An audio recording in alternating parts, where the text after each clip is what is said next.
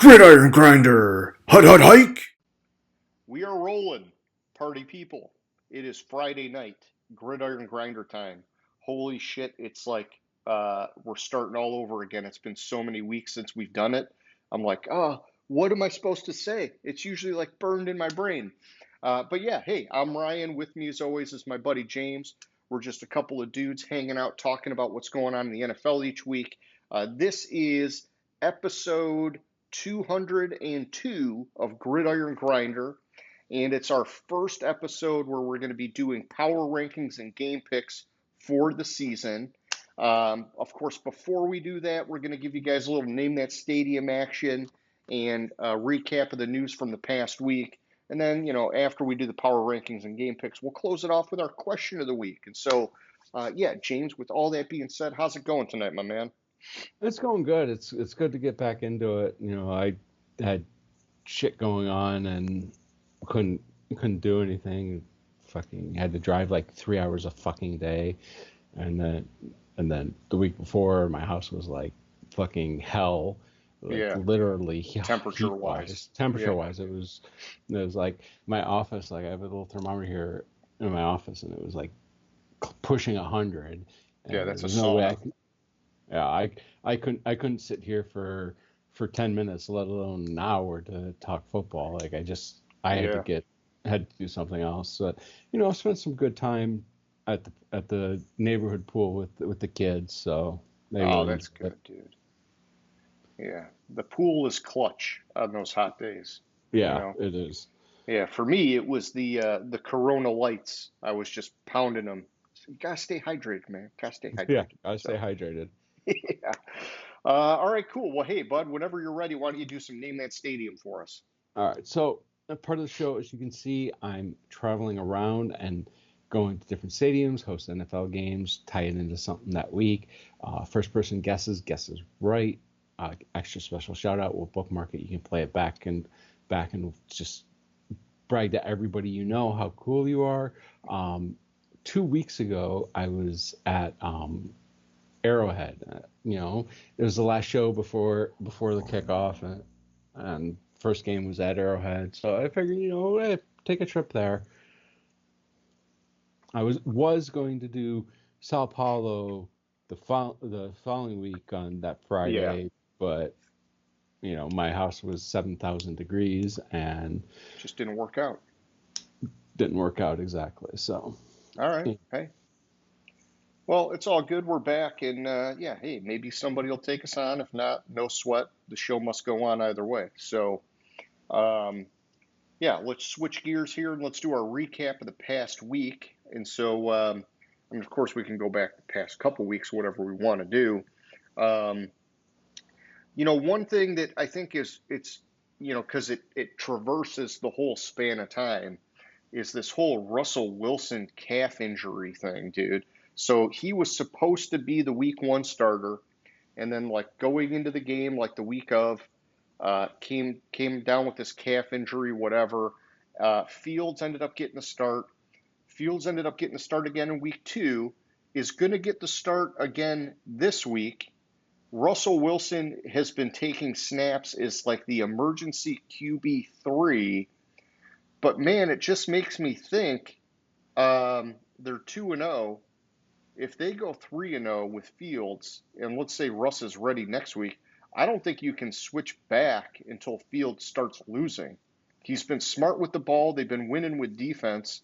That's kind of like the Steelers, their MO, man. I mean, that's what they want. They want to win with hmm defense and being smart on offense and not turning the ball over. So first of all, I want to give some shade to Russ because why the fuck was he inactive week one and on the sidelines in fucking shoulder pads? Are you kidding me? Well, he was inactive. Okay, so inactive, but the QB3, right? The No, reserve no, no. QB, Like, I don't even think he was listed as the the QB3. I thought emergency quarterback. I know, Because but I isn't thought the emergency quarterback an inactive? Well, I don't know, because the NFLPA was fighting with the NFL about that, about whether it's got to be um, an active or inactive or whatever. I forget how that played out, but I don't know. I guess I thought maybe that would have been something like that with Russ. Otherwise, that's just weird. Why are you wearing pads if you're inactive? Yeah, he was in full pads and he was inactive. Like I don't even think he was like the QB3. Like I think he was just straight up fucking inactive. Just being weird. Okay. Well, Russ does some Russ stuff. Let's see, there's back up, blah blah blah. Yeah, I swear he was inactive. Like not even QB3. Yeah, there's Wilson, blah blah blah.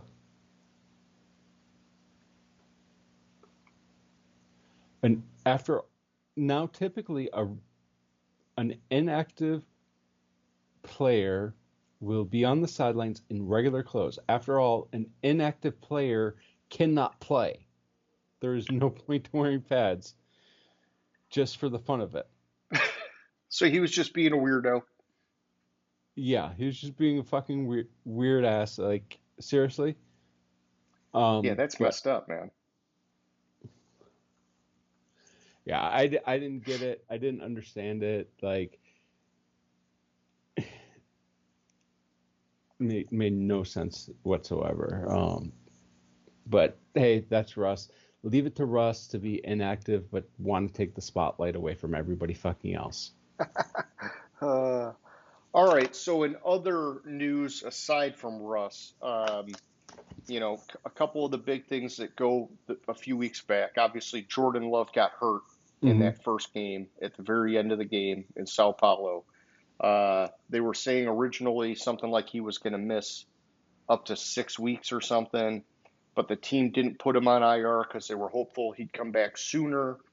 He's been practicing now on a limited basis, and so he may come back sooner, but that obviously, puts the Packers' season a little bit in jeopardy if it drags out too long.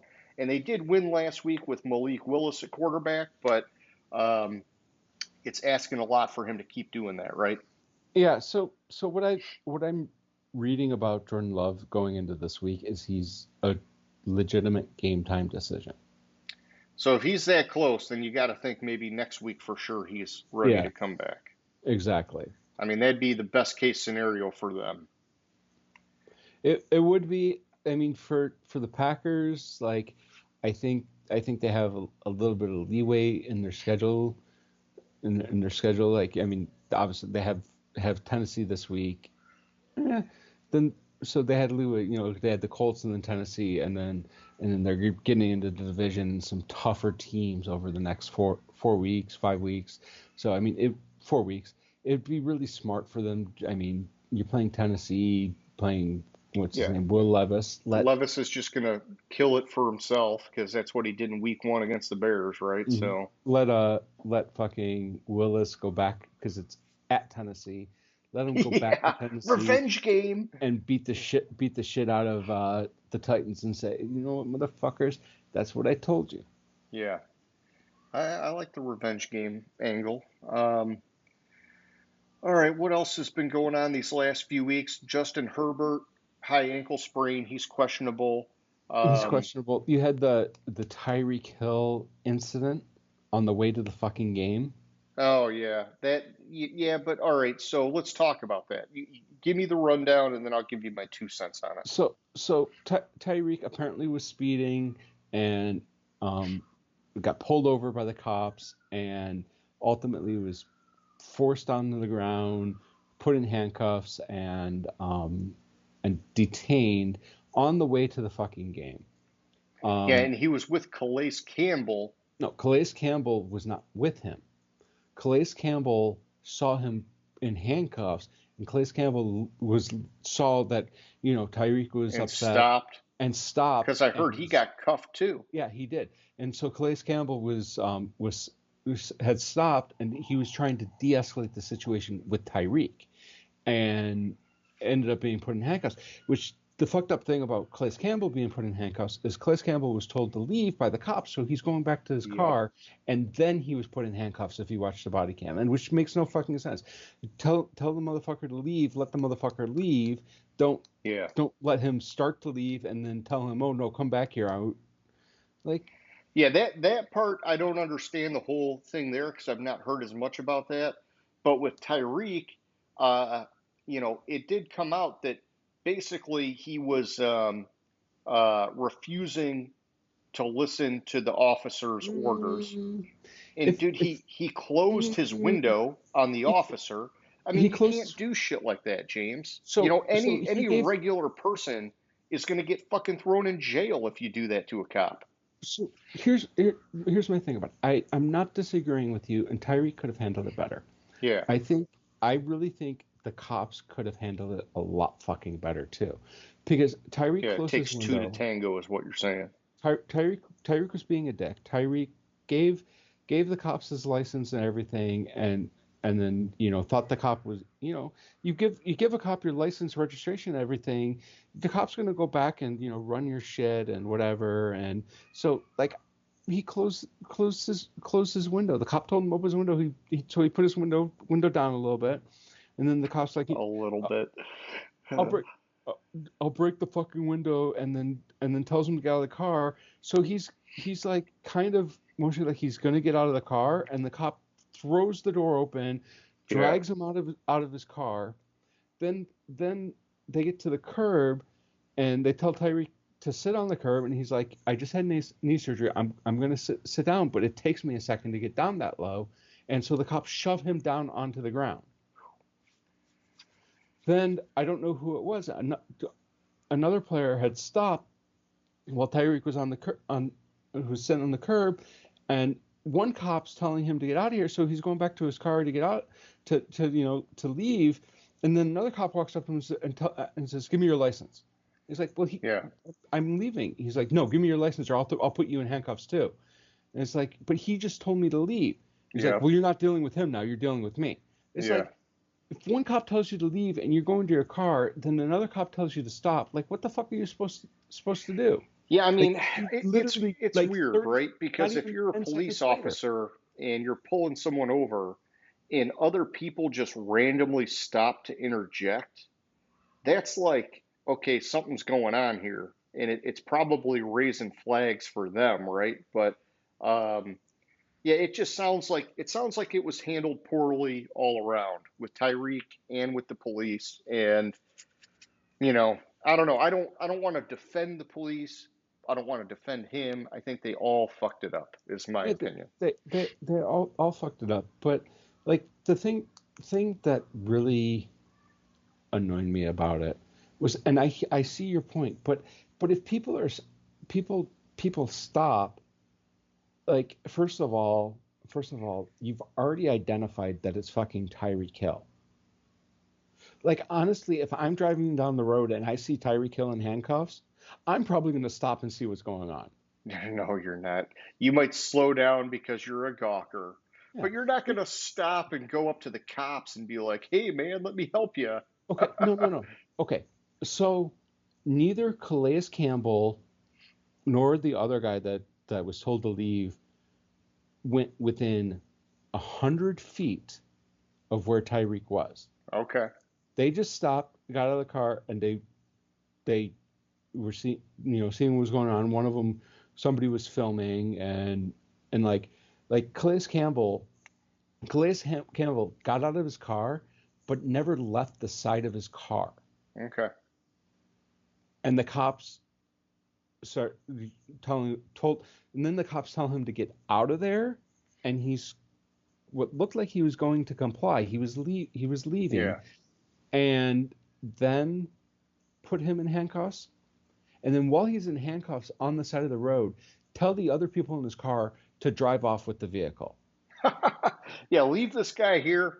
Just take the car and get out of here, guys. Yeah, it's like, seriously?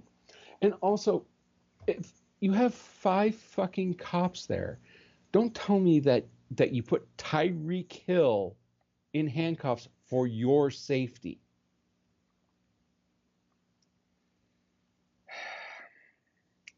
you got 5 cops because people are fucking showing up left and No, right, no, man. no, no. There were 5 cops there before anybody else stopped. Okay. What was he Initially pulled over for? Speeding or for something? speeding, Okay. and Yeah. he was kind of a dick about it. And like he he said, Well, dude, don't be a dick to the cops. well, no, he the thing that that really pissed the cops off, and you could tell it changed at that moment. He gave him his license and he said, "Give me my ticket. I'm late for the game." Oh yeah, they're like, no, buddy, you're doing It's this like, on our time now. Yeah. yeah, and it's like he's like, I'm running late. Basically, I'm running late for work. Here's my stuff. Here's my shit. Just give me Yeah. the ticket.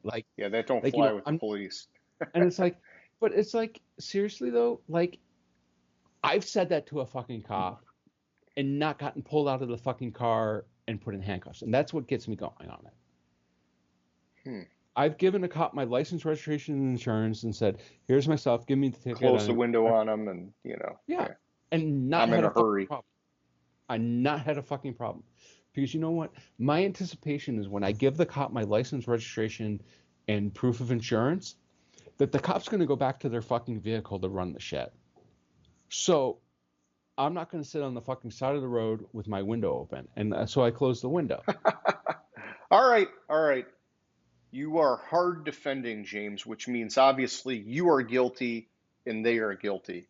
I'm probably guilty of something. You're right. No, So hey, whatever. It's a bad situation, but it's done. Life goes on. I happen to like Tyreek Hill a lot. I think he's done some bad things over time and whatever, but I like him overall. yeah. But still, So so it's just like the part that looks bad, really bad for the cops was he was complying, but he explained, I recently had knee surgery. It takes me a minute to yeah, get down. that part's. You would think there's like a protocol for addressing somebody that's got a medical issue, Yeah. right?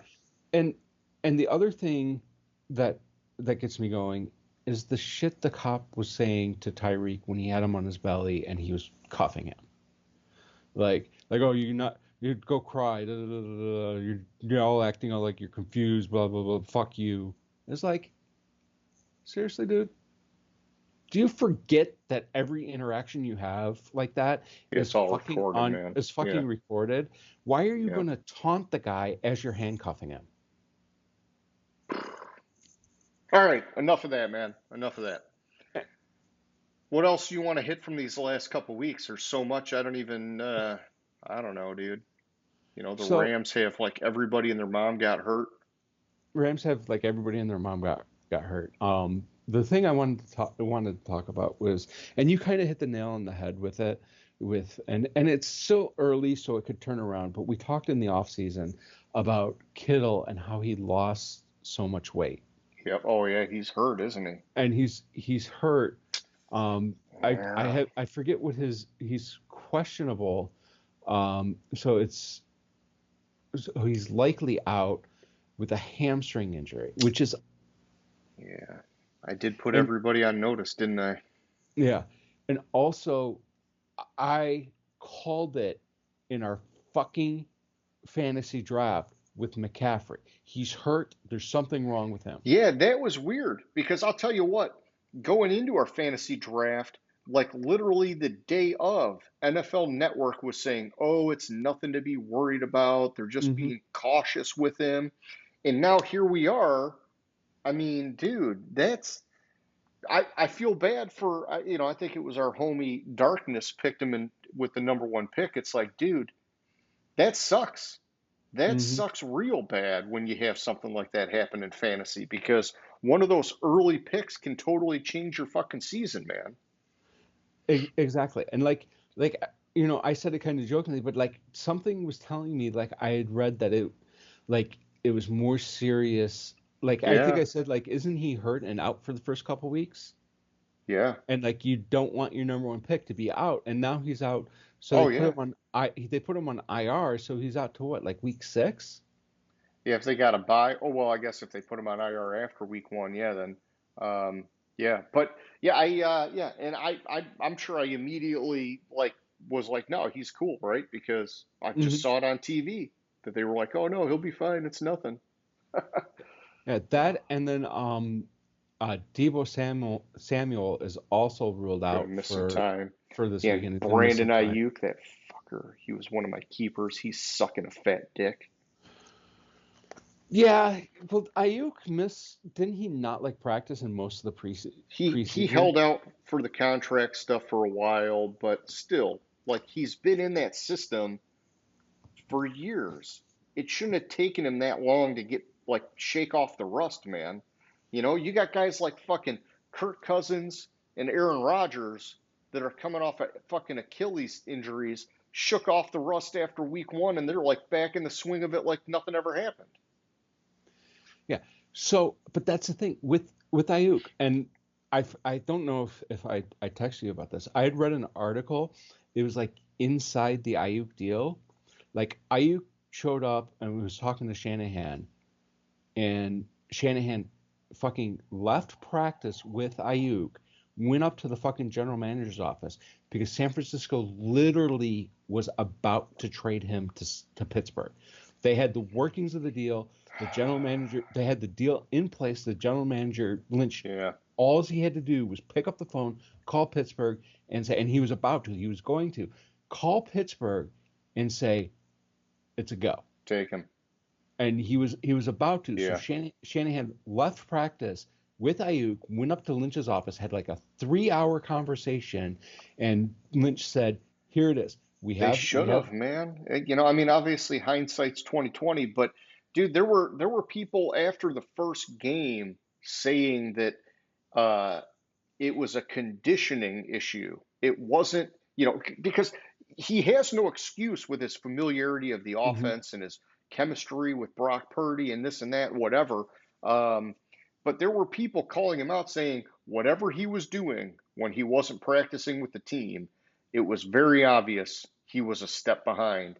And then he fucking dropped a touchdown in the end zone. That pissed me off, obviously. But um, man, it just and he got paid. It's like, dude, you need to be fucking working your goddamn Mhm. balls off, man. You just got fucking paid, man.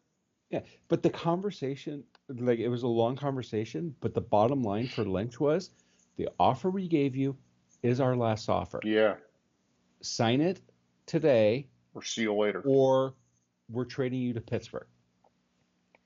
Yeah, the fact that they had to get to that point, I probably would have just traded him. You Yeah. know, if I'm the GM at that point, I'm thinking, I don't want to play these games. You're either with us or you're not. Fuck it. Yeah, exactly. And also I think it was you that talked about it, like, or you texted me about it. You were reading an article that um with San Reddick, like Oh he's yeah, racked up he like messed up bad, man. 6 or 7 Yeah, they're million saying he's dollars. yeah, he's like coming up on like $8 million in forfeited pay or penalties or something. Yeah.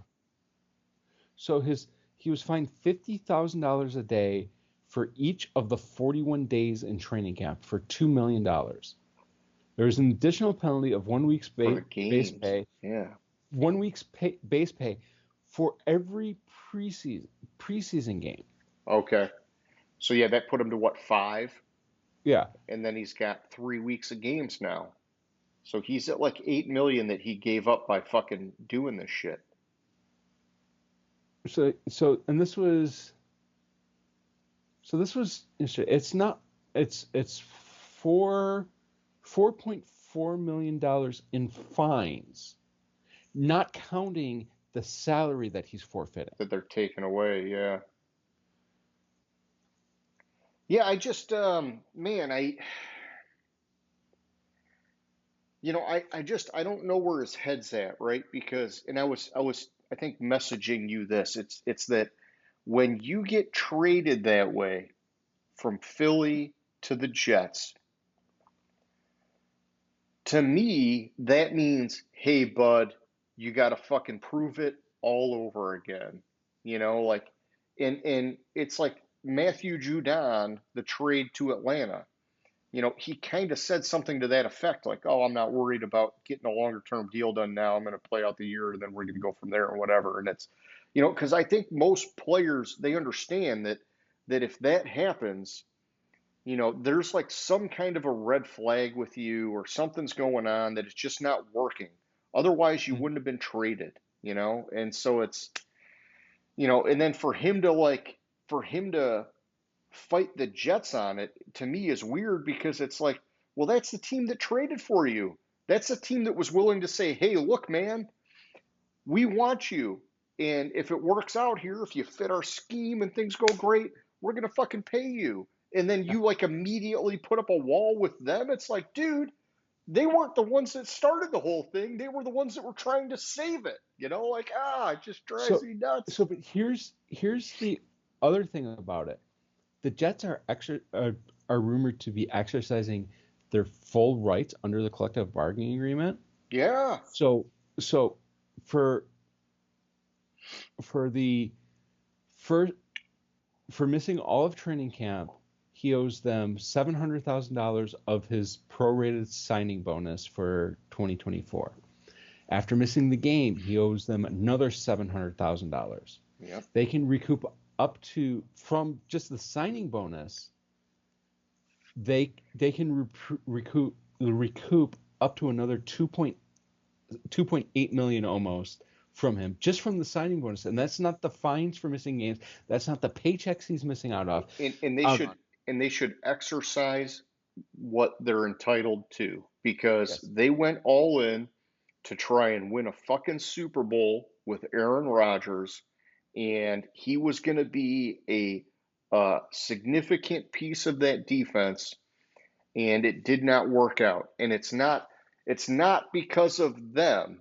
It's because of, and honestly, I say it's because of him, but it's it's not all his fault either. I mean, you talked about it in your messages to me of, well, Arizona drafted him and they never really used him right, and then Philly kind of brought him in and unlocked his potential or whatever, and it looked great, but it didn't work out for whatever reason, and they shipped him off, and it's like, it just I don't know. It sucks. It's wild, but it actually reminds me of something else. And so, did you see the ESPN article that was talking about teams insuring players for injury? Mm-hmm. Dude, I cannot fucking believe that that's like another. It just. Two things. One, it basically just goes further down the rabbit hole of fake cap, when teams can insure players and get money back and move it towards the next year. It's like one more way of like cap manipulation that just does not, in my opinion, create an even playing field. So here's the thing. Two, let me say two.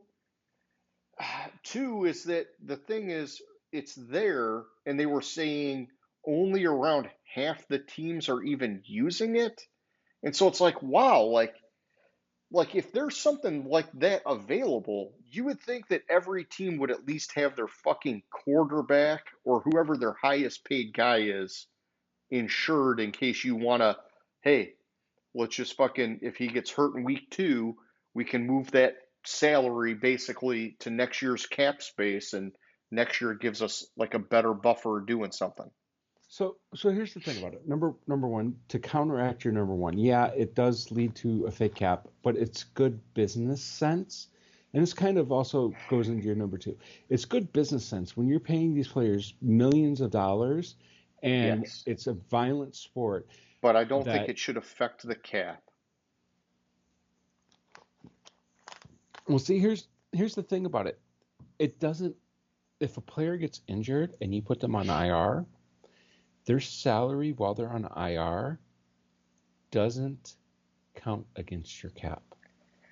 Yeah, so if it's the whole year IR, yeah, but do you get to roll that forward to the next year? Because that's the insurance thing. Technically, yes, under the collective bargaining agreement, because then you could, in theory, have unused cap, and unused cap is rolled forward to the next year. What the insurance does is it makes it so you're not paying the Yeah. salary. Yeah. You're not taking the risk. No, I get it, man. You're I get assigning it. the risk, which is good And business sense. goddamn, I wish I was a fucking salary cap manager for a team because I think you've got phenomenal job security if you can figure out all the different levers to pull, hmm because it But just, here's the thing about that insurance. I don't know if this is the same article or not. But so even if the Dolphins had insurance on Tua's contract that he just signed, it likely didn't cover head injuries because oh, of the fact that it was a known pre-existing condition, so it would be void from the insurance contract. gotcha. Yeah, so they would have needed to have it on him basically going back to like his rookie year. hmm And the article was saying that's why a lot of teams aren't using it is because those rookie contracts are lesser than the re-ups. Yeah, and if they have, like for instance, in on their Keep first talking. contract, on their rookie contract, if they injure their knee, then in future contracts, a knee injury would be exempt from or wouldn't be covered by the insurance because it's a pre-existing condition.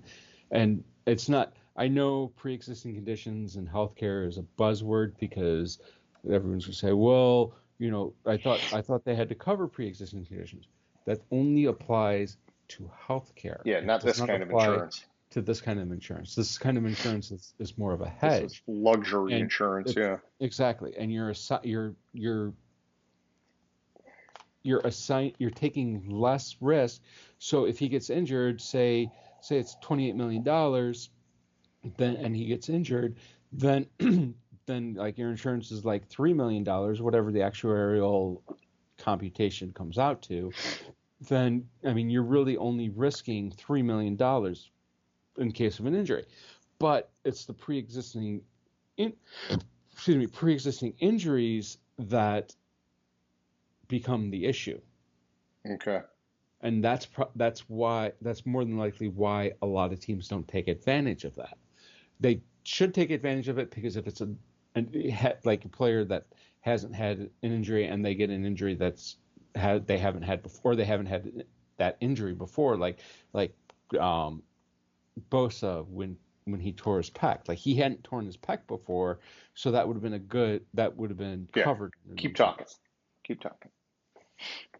It makes smart business sense, but it also gets complicated with the existing injuries. Another interesting thing, and I don't remember when it happened, was there was a new lawsuit against Watson for. I think we talked about this already, but No, we texted about it, but I think it came okay. out it came out after week one, so Gotcha. we didn't Yeah, talk about it. he's just a fucking garbage human being is what it boils down to. So there was a clause in his first contract with Cleveland that said something like, like there's nothing that you No haven't other skeletons in the closet. basically, yeah, that you haven't disclosed to the team, which could theoretically void his contract. Yeah, but I also heard that the But reason why the NFL hasn't put him on the exempt list is that it was likely already disclosed as part of the original deal, but and that it also just took but the longer to problem come with out it of the is woodwork or the whatever. other problem with it is on his restructured contract, they didn't put that clause in there. Okay.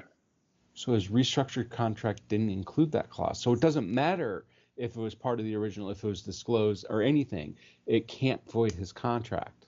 Gotcha. Which I mean, we've talked about it because it had to do with because I'd seen it after you had said that it has to be one of the worst fucking contracts in all of sports. Yeah. And I think, and I forget the player's name, but I think the Mets are still paying him, and Yeah, he well has that is like for 10 sure the million, worst. But 10 yeah. million, 10, like some ridiculous amount per year. They're still paying him, and he hasn't played in the major league since like 2002. Yeah. So this is the worst in the NFL. I don't know, man, jeez, just so bad. But All right. What else do you want to cover in the news, my man? Um, it's Bobby Bonilla. Okay. So it was $1.19 million every year because they deferred part of his contract. It's ridiculous. It's July 1st is Bobby Bonilla Day because the Mets have to pay him every July 1st up until for the 25 years. 25 fucking years. So he collects a check That's a nice little annuity that he set up. until 2035. He collects Gee. $1.2 million per year from the Mets. Good for him, man. Good for him. And the amount, and this is the article I just pulled up, because of the salary structure in Major League Baseball, his $1.2 million per year for not playing baseball is more than some of the current stars will make in a year. Oh, jeez.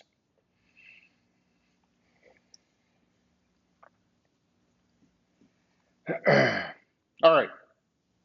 Oh, but I wanted to mention that there's another contract that's even worse. The Dodgers, when they signed Shohei Ohtani recently, deferred a lot of the money. So first $20 million will be paid off between now and 2034. $680 million of it,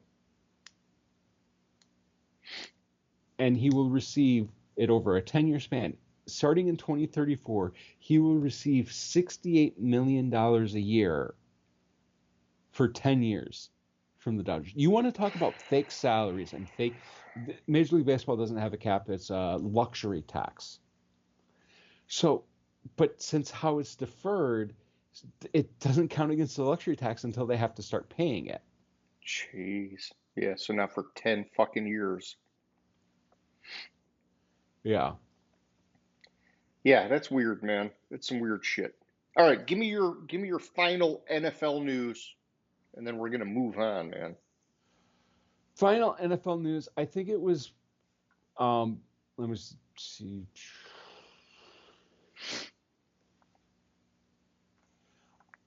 I mean, besides like the injury stuff, like I don't think there's much else that was on, like injury. Injury. Ooh, may play. Higgins may play. Walk injury. No, that's about it. Okay. Like, I mean, we could hit all the injuries, but like every week there's like I 700. know. Yeah, we'd be taking time, right? Because we got a couple weeks of them that are just Yeah. compounding. So, all right, well, let's just skip ahead, man. Let's do our week 3 power rankings, James. And so whenever you're ready, pull up your spreadsheet, your file, whatever, and give me your top 5, buddy. All right. So my top five has been. It's basically the same top five. Like I know we didn't do week one, we didn't do week two, but I've had the same top five in the same order all 3 weeks. And it's the Chiefs, the 49ers, the Lions, the Ravens, and the Eagles. Okay. I know you say, well, the 49ers lost to Minnesota. The Lions lost to Tampa Bay. Baltimore lost 2 games. Philadelphia lost Hey, to you do fucking you. Atlanta. You do you. The problem with it is the next 2 teams I couldn't like after you get after those five, it's like I couldn't justify the teams that I have 6 through 10, any of them being in Better the than top those top 5. I better than got you. those top Yeah. five. So I left the top five the same, even though there's been some Yeah. hiccups. No, and I'm okay with that, man. I'm not going to knock you hard. I hear a lot from guys on NFL Network and just, different sources, whatever, that they basically say that the way that the preseason has changed, it's almost meaningless for what you see out of starting offenses and defenses, and that it takes at least 3 to 4 weeks of the regular season before you really get to see what a team is made of. And so you not shaking up your top five, I'm not going to sweat you. If it was, week 8 or something, and the 49ers get upset by the Vikings, I'd be like, dude, come on, you got to at least fucking drop them one or something, right? Mhm. But for now, I'm cool with that. And I did drop and move and did things on my board, but um, I'm just saying I'm fine with you being cautious because I think we're in that period of time where teams are still trying to figure shit out, right? I mean, we saw it last night with the Jets. They looked like a totally different team than they did last week and Mhm. even the week before. They looked like last night, like, okay, now they're ready to fucking roll, right? And so it's just like, okay, sometimes these teams now need these couple weeks because these starters just aren't doing shit in the preseason. So, but all right, yeah. So for me, James, I've got the Chiefs, 49ers, Texans, Bills, and Lions. And I did move them around a little bit. I am trying to respect some of my team ratings, even though I'm moving them around. And so, like, if I see guys that are close in rating and, maybe one of them lost or one or whatever, I'm moving them kind of like within their range as best as I can for right now. But yeah, it's very early, so it's hard to go crazy. All right, 6 through 10, man. All right. So 6 through 10, there's a little bit of shakeup from like my original rankings and now, but last week to this week, I had Houston at 6. They stayed at 6. They beat Chicago. They kind of struggled with Chicago a little bit. I think Chicago's might be better than even I'm giving them credit for right now On defense. on defense. Exactly. All right, number 7. So I had last week. I had Dallas at 7. I moved the Bills up off the basically demolishing of Miami. I think Yeah. part of that was Tua had an off game versus the Bills actually being that good. So that's why I didn't really Tua try. or his receivers. Yeah, exactly. So I had Buffalo at 7 now, and then Dallas at 8. I think part of like the surprise of New Orleans is they're outplaying themselves. Big And time, dude. Yeah. and Dallas was bound to lose a regular season game at home. And I think this was the one that just come up to bite them. Like you could easily look past New Orleans with Dallas's schedule. Sure. Number 9, I have the Chargers. They are the only team that was. I want to verify. No, they're one of the 2 teams that were outside my top 10 that have moved into my top 10 from my preseason.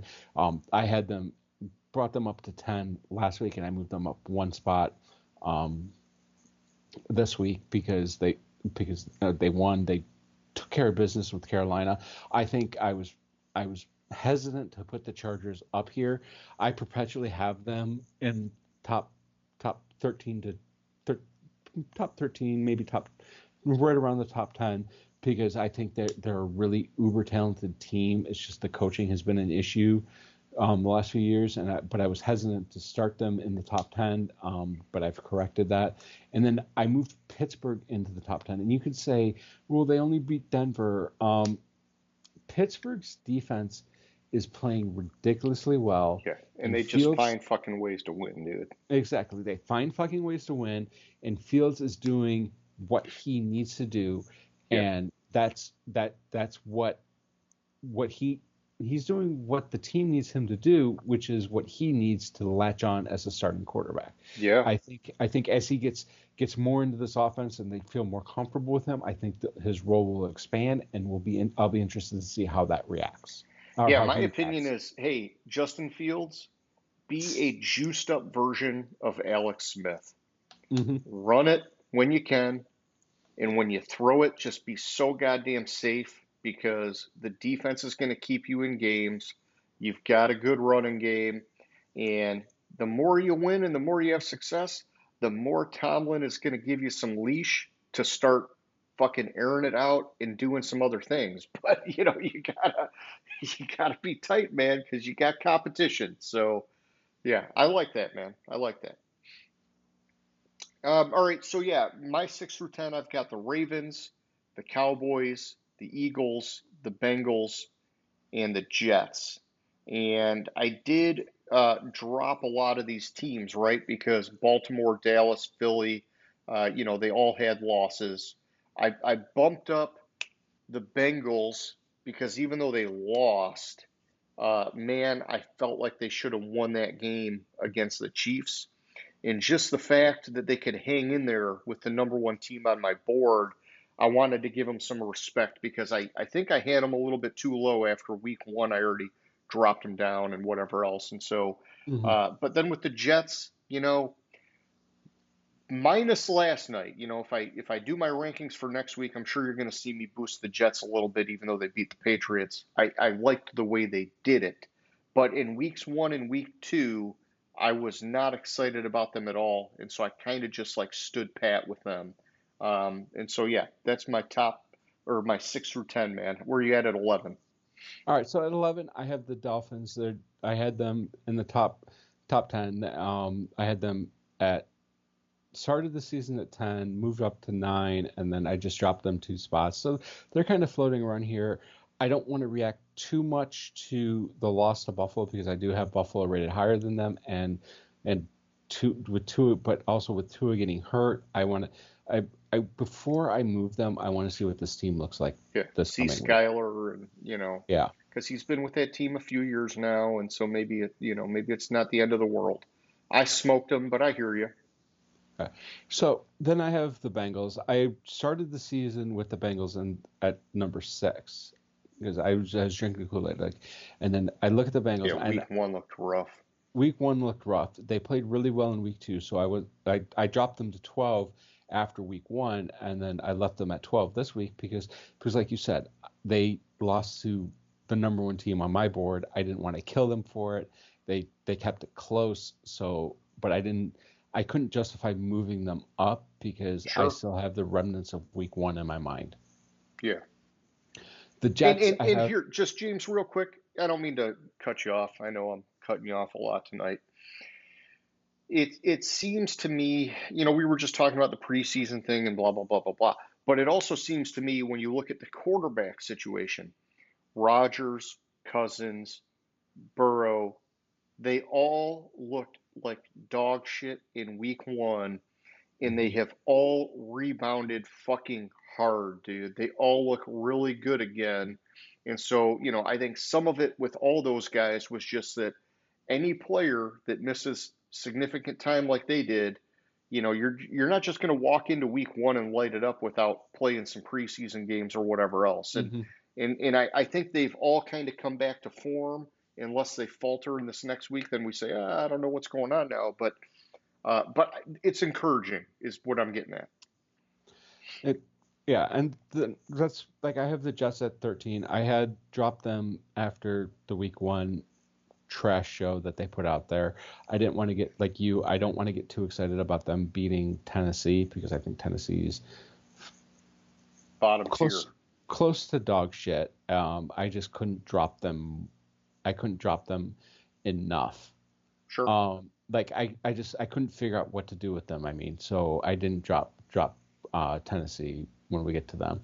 And then at 15, I have Tampa Bay. I don't think Tampa Bay is is much higher than 15th. They did beat the Lions, who I do have ranked higher. I don't want to get overexcited about it because, like you and I talked about before the show, I think that one penalty at the end of the half is what really swung the game to Tampa Bay, and without that penalty, if wasn't by a mistake the Lions made, I don't think Tampa Bay would have won the game, Okay. and I don't feel comfortable moving them up too much because they won by luck.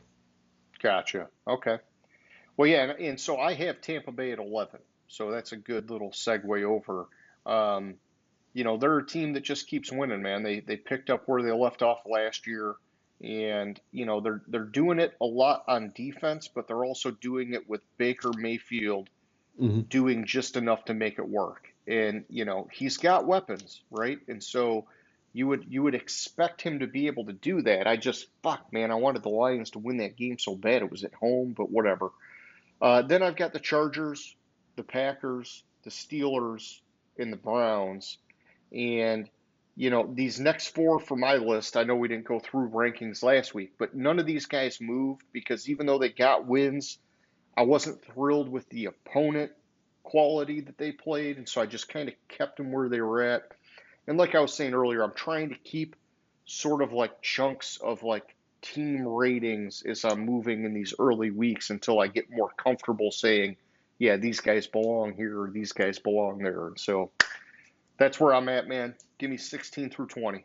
All right, so 16, I have the Rams. It's really a drop of one by the Rams, but I took a team that I had in my top 15 and dropped them down a lot. So the Rams ended up the same. I don't want to overreact to the Rams losing to Arizona because I think Everybody's hurt. injuries played a role. Everybody's hurt, and I want to see a little bit more from the team with all the injured players to be able to figure out where to put them before I overreact.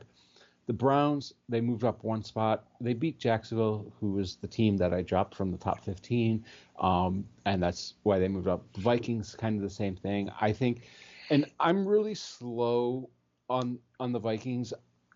Normally, I move them up from my like I've had them at 22, and then I moved them up, and then now I have them at 18, and right behind them I have the Packers, who I initially had at 21. These two teams, I think, they're playing better than I expected, but I'm really slow to react to these teams because, like Green Bay, they beat Indy, and I don't know what team Indy is this year. Yeah. And also I don't know what team the Packers are without Jordan Love and how long Jordan Love's going to be out. And then at 20, I have Tennessee. I didn't drop them off the loss to the Jets, but it's part of that is really also because I took Jacksonville way fucking down, Sure. and so that drop of Jacksonville ends up with Tennessee keeping the same ranking as I would have had last week, and like basically Tennessee hasn't moved on my board since I started it. I got you. Since like the week 1 rankings based on everything. Cool, my man. All right, so yeah, for me at 16, I got the Saints. Then I've got the Seahawks, the Dolphins, the Falcons, and the Vikings. And, with the Saints, I was going to dismiss their win in week 1 because it looks like everybody and their mom's going to beat down on Carolina this year. But they've definitely got my attention now. I'm wondering, and I think their defense is playing phenomenal. Offensively, it feels a little fluky to me right now, James. Like 4 fucking Alvin Kamara TDs is not a sustainable thing. And so I want to see them continue to perform on offense. I think that it's more likely they'll continue to perform on defense, and they're going to win some games. They've already, beat my expectations right now. So I need to see it more to keep trusting it. Aside from that, I got the Dolphins at 18, and like I said earlier, I smoked them because of the Tua IR designation. For me, I just wanted to do a nice gap down on the board and just sort of reset it now. And then if they win with Skyler, I'll gladly move them up because it's a very talented team, especially on offense. But it's tough when you lose a franchise quarterback for anybody. Aside from that, and I am looking ahead here on the board, I see that you and I have some disparity with some teams. One of them being Atlanta, and I do like that Cousins bounced back really well in week 2, and he got that rust off. But I gotta hedge it because they really fucking relied heavily on Bijan Robinson in that game. I know Cousins came up clutch when it counted most in that final drive, but if it was not for that run game, that game, I don't think Cousins would have been in position to do that. And so I like Atlanta, but I am very hesitant having them in my top 20. That's all I'm going to say. And then that, I don't need to go into anything else, man. Back to you at 21. All right, no, so I wanted to, because we get them. It says Monday night, Monday night. I just wanted to pull something real quick. Sure. You So do that. I'm going to get a refill. So then at 21, I have the Saints. I don't know what to think about the Saints. They've moved up 4 spots from where I had them. I'm trying to figure out if I underestimated the Saints or overestimated the Cowboys, and that's really, it's confusing to me how the Saints have looked. Like I said, you kind of discount week 1, but you can't ignore week 2. But Yep. also, if you watch any of the game, the Cowboys looked really, what's the word I'm looking for? Really, really disorganized and confused on the field. So yeah, which is, I could see it on defense, right? Because you got a new defensive coordinator and things are changing there. But offensively, they still should have been humming, and they only put up 19 points. Exactly. And then at 22, I have the Colts. I didn't move them after losing to Green Bay. It was a close game. I had Green Bay ahead of the Colts, so it's kind of the same. Plus, I moved Jacksonville from 14 all the way down to fucking 23. Yeah. Look, Trevor Lawrence got his money, and he's looked like shit this year. That offensive line looks like shit this year. That offense looks like it doesn't know what the everybody they're just shooting themselves in the foot left and right, man. Yeah. Like week 1, you could chalk week 1 off on a great defensive play at the right moment. Week 2, I don't know what to think about week 2. They lost to the Browns, who are a good defense, but the offense. Yeah, they're very one-dimensional right now. Yeah, that offense has looked stagnant both games, and it looks like Deshaun Watson doesn't know what the fuck he's doing. I think Deshaun Watson threw an interception while we were talking. Yes. No games are being played right now, people, but he still did it. Yeah. So I have to take that into account and have to take into account what I'm seeing out of Jacksonville. And against Cleveland, they shot themselves in the foot again, just like they did in week 1. So I can't ignore it much more. Then at 24, and I'm going to talk to you about them in our question of the week, by the way. So just get that stimulating in the back. 24, I have the Commanders. Look, they beat the Giants. I have the Giants as one of the last 4 teams in the league. I'm not going to write home. It was a close game. The thing interesting with this is Daniel Jones can only beat one team in the league, and that's the Washington Commanders. But this week he can't. Now he can't. The other thing I'm reading is players, and this is troubling for the Giants, not the Commanders, but players on the Giants are losing faith in Dable. Yeah, man, and I don't think it's him, dude. I think he just has. I think he has. I mean, dude, the team rating I have for the Giants is a 72. Mm-hmm. That's not Dable, dude. That is not his fault. It's almost like we talked about for years with Vrabel in Tennessee. It's like you're expecting this guy to win with an increasingly worse roster. And Dable has dog shit to work with. Yeah, exactly. And then at last 25, I have the Raiders. I moved from my last week's rankings. I moved them up 3 spots. I started the season with them at 27, so they're kind of floating around this range for me, depending on what's happening in there. But this feels about right, like 25 to 27 for them. I think they I don't think they played a good game against the Ravens, but I think they did what they had to do. I mean, it's a big upset, right? So good enough, right? All right, yeah. So at 21, I've got the Jags. and then I've got the Bears, the Commanders, the Cardinals, the Raiders. I really am starting to think the Raiders need to be higher. I'm sorry, not the Raiders. The Cardinals need to be higher because they beat the Rams with like fucking absolute authority, right? But I'm hesitant because they only have a 74 team rating in my model here, which is like so far below that next tier up that I'm just cautiously keeping them here for now. We covered the Jags. They're killing themselves. It sucks. The Bears, um, man, I'm kind of surprised, to be honest, that I've got the Bears higher than you, but, not the end of the world. I thought I was more negative on the Bears than you. That's all I'm saying. Um, and then, yeah, the Commanders, hey, I think it's cool. I like Jaden Daniels. I want to see them do good, but I'm not sure what to make of them yet, to be honest. That's all I got to say about that. 26, my man.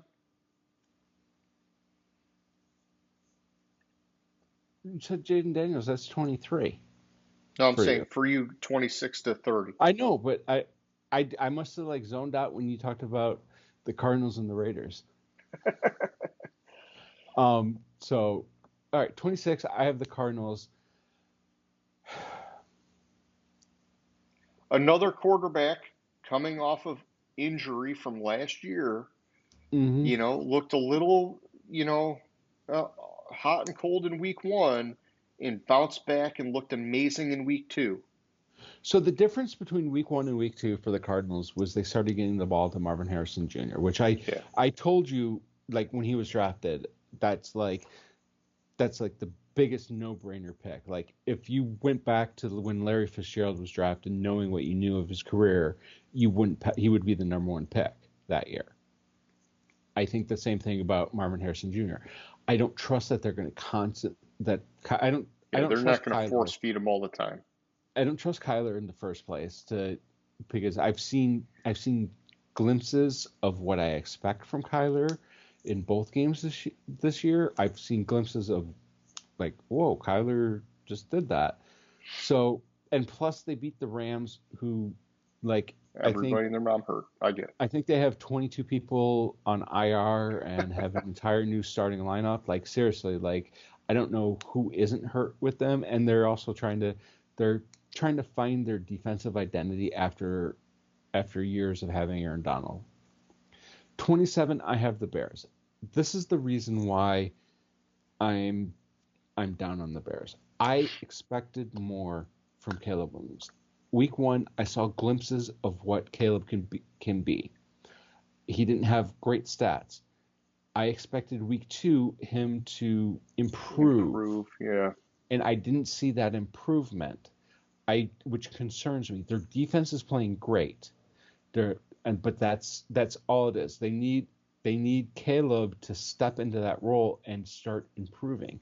When I Yeah. start to see the improvement, that's when I'll start bringing the Bears up the board. But I can't really bring the Bears much up the board when they're 1-1. They Yeah. He beat hasn't done it yet. Washington. He hasn't They're done they're not anything. winning because of him. Have they scored a touchdown yet this year? I'm not certain. Offensively, Yeah. The not through first the one air. was right, but the first one was this week. So it's I'm still waiting to see what what is really there. Yeah. 28, I have the Patriots. Week 1,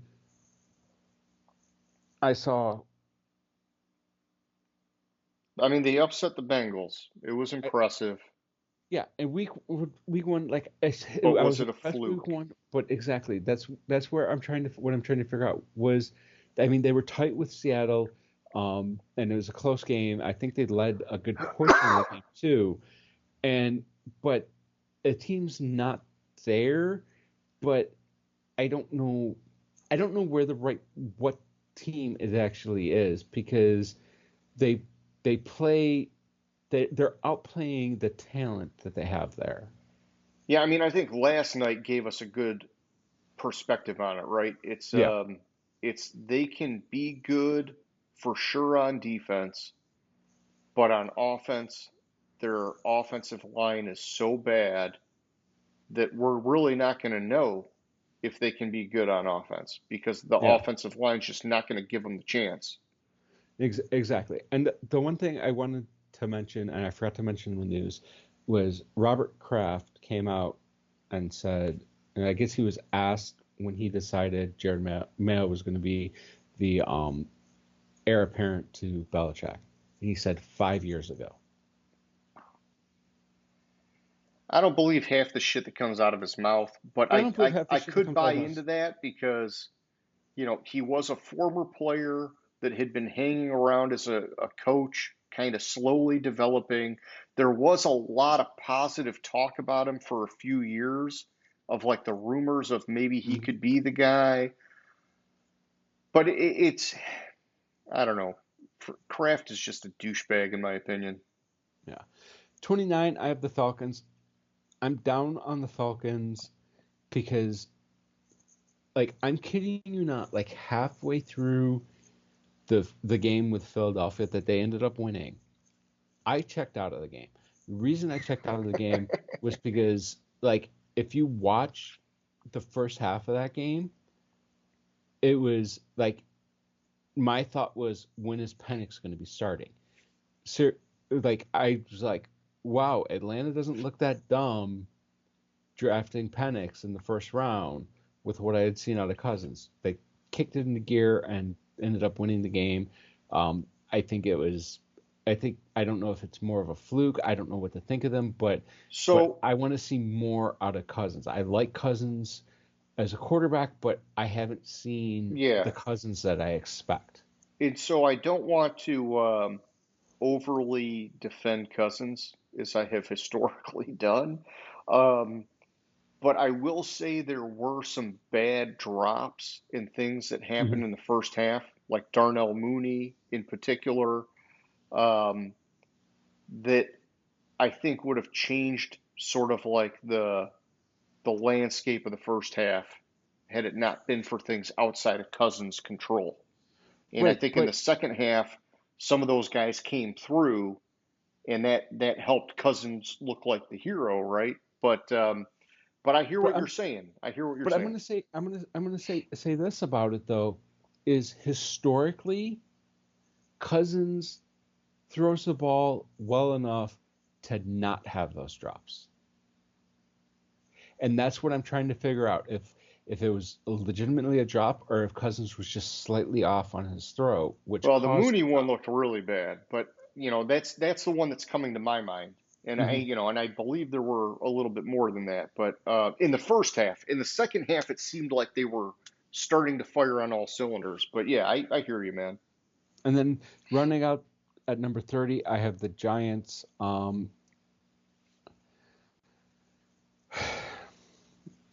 I just the two teams I have in the dumpster fire, I think as hard to say as it is, I think the Giants could beat them how they're playing right now. Okay,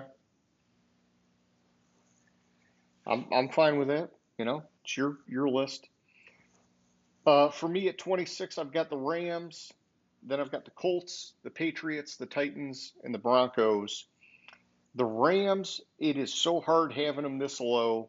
And I know we didn't do the show in week one, but I already had them low on my board in week one because their team rating was only a 79. And I thought, man, it just seems like they should be higher on my board. But now here they are 0 and 2, and they're already sliding down my board. And I'm like, fuck, it's just a bad look for a Sean McVay team, my man. Um, the Colts at 27, hey, we know that they can be electric with Anthony Richardson, but they're going to be very inconsistent until he gets more experience and calms down and figures some things out. The defense did lose Buckner to IR. I'm not sure if that's a short-term thing or long-term. I didn't look that deep into it, but it sucks for them because the defense did look kind of shaky so far to start the year. And really aside from that, all the rest of my teams, I'm just going to say they all lost. They all kind of suck, and so nothing changed. But yeah, man, why don't you give me your dumpster fire, James? All right. So it's a slight change. Um, I'm going to go historically. I started with New England and the Broncos, 31-32, week one. Then I saw what happened with Carolina. And I was Yeah. really high on Carolina. I don't know what the fuck I was smoking when I was really high on Carolina. I dropped Carolina down to 31, left the Broncos at 32. Well, I'm glad Now, you aborted the Panthers. now coming into this week, I think the Broncos are better than Carolina. The other thing with so I have the Broncos at 31, Carolina at 32. The other thing with Carolina is they have benched Bryce Young and Andy Yeah. Dalton is starting this week. Yeah. First of all, Andy Dalton is still in the fucking league. Oh, yeah. And I admire him for being a backup after having been the starter in Cincinnati for so many years. Yeah. No, I Because a know. I lot of just guys, their ego gets in the way of them doing that. For him, it's, hey, I'm still going to make great money, and now I don't have to have nearly the amount of brain damage later in life.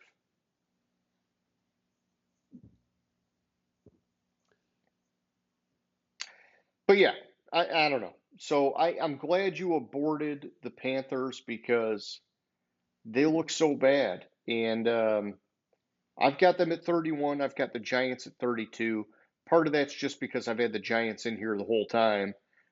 Carolina, I was trying to put them a little higher. And, my team ratings, we've got a 76 versus a 72 for whatever that matters. But um, it's such a bad look for Bryce Young, man. And I just don't know what you do with that team at this point. They traded so much to get him. They brought in like a quarterback whisperer, and when they my whole thing is when they start making comments about making the move is what puts the team in the best position to win, tells me that they're not really thinking about him as their franchise guy anymore. Okay? Some of it would be we think it's best for him to take a step back and develop, get used to the game speed or whatever, learn some more of the offensive concepts, whatever, or whatever it is. But the comment that it's, we're starting Andy Dalton because we think he gives us the best chance to win, that to me is we gave up on Bryce Young. We're fucked. We're stuck with him, but we don't have to start him. And I don't know, do you agree with that or what are you thinking? so I do agree with that. And like the joke I read, which I think is so true, is Carolina is lining up to have the number one pick this year unless they trade it away. Okay. All right. And I don't, the problem with it is I don't currently, I don't see a quarterback in college football that could step in week one next year and be the starter for Carolina and make the team any better than Bryce Young starting. Yeah. I mean, they're So, basically, like nuking the whole thing again. mm-hmm. And what's better, what gives the team the best chance to win, or is what is best for the long run of the team? Those are two different things. But I think it's, I agree that they're, I agree that they're different, but I think that they have a very close connection, right? Because by doing this, they're saying he's not going to be the future. Yeah, he's not the future. We're moving on. We're making it known now. Yeah. One interesting thing I have seen is there's rumors out there that Carolina and Pittsburgh are negotiating a trade for Russ.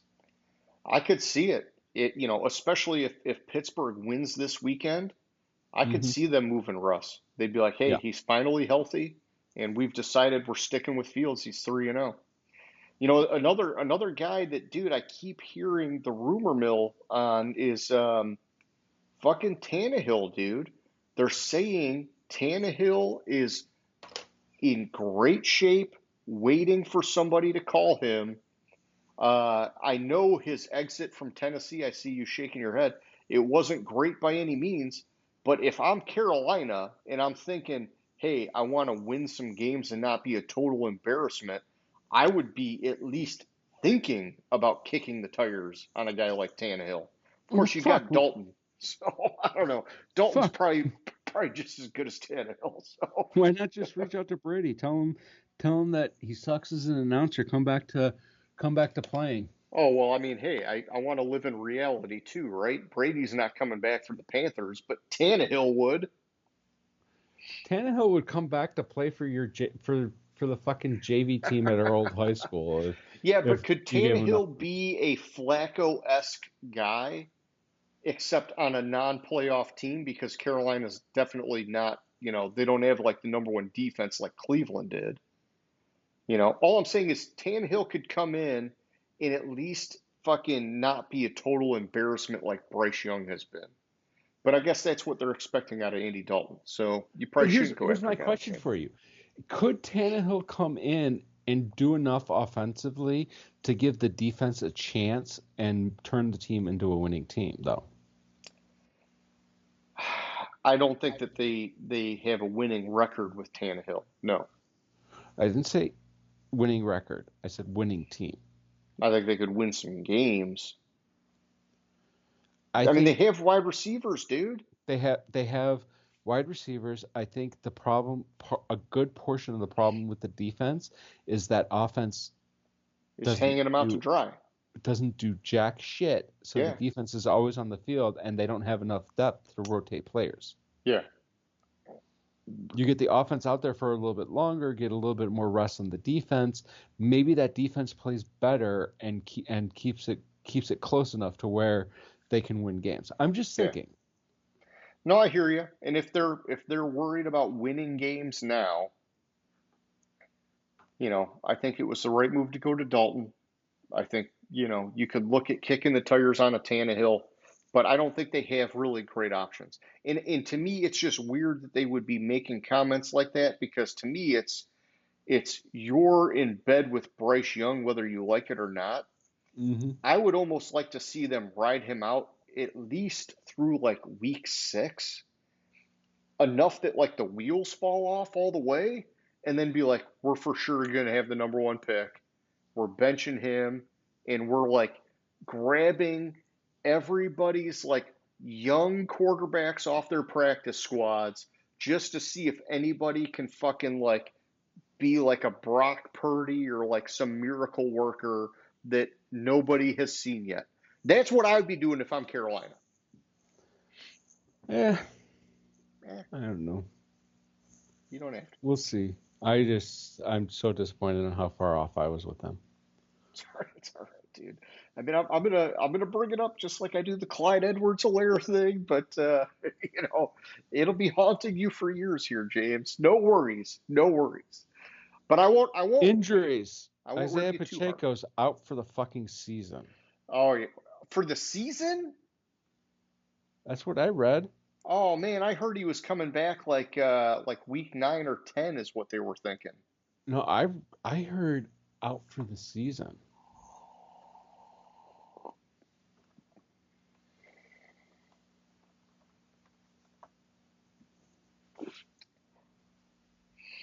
If he's out for the Yeah. year, they need to do more than bring back Kareem Hunt.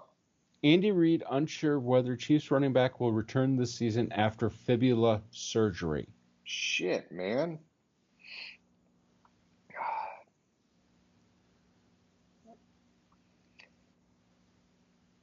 Carson He- Steele. Carson The Steele. the expectation when they put him on IR was 6 to 8 weeks. That's what I was thinking. All right. But now that they've done surgery, they're saying, Yeah. Andy Reid said, "I can't give you a time when he'll return. We'll just see if it's this season or next season." gotcha. Okay. All right. All right. But well, anyways, we probably could get to that in our game picks. Sure. Yeah. And I mean, hey, we can move over and do the game picks. So, It just clicked in my head that I had read that, and I was like, I swear I read that, and you're like, oh no, it's. Anyways, no, I'm glad you told me because, yeah, I thought he was going to be back, but it's good to know. All right. So, yeah, doing our game picks through the first 2 weeks here. Am I seeing this right, James? We are tied. we are. You Oh my got one God, we're game. doing What horrible.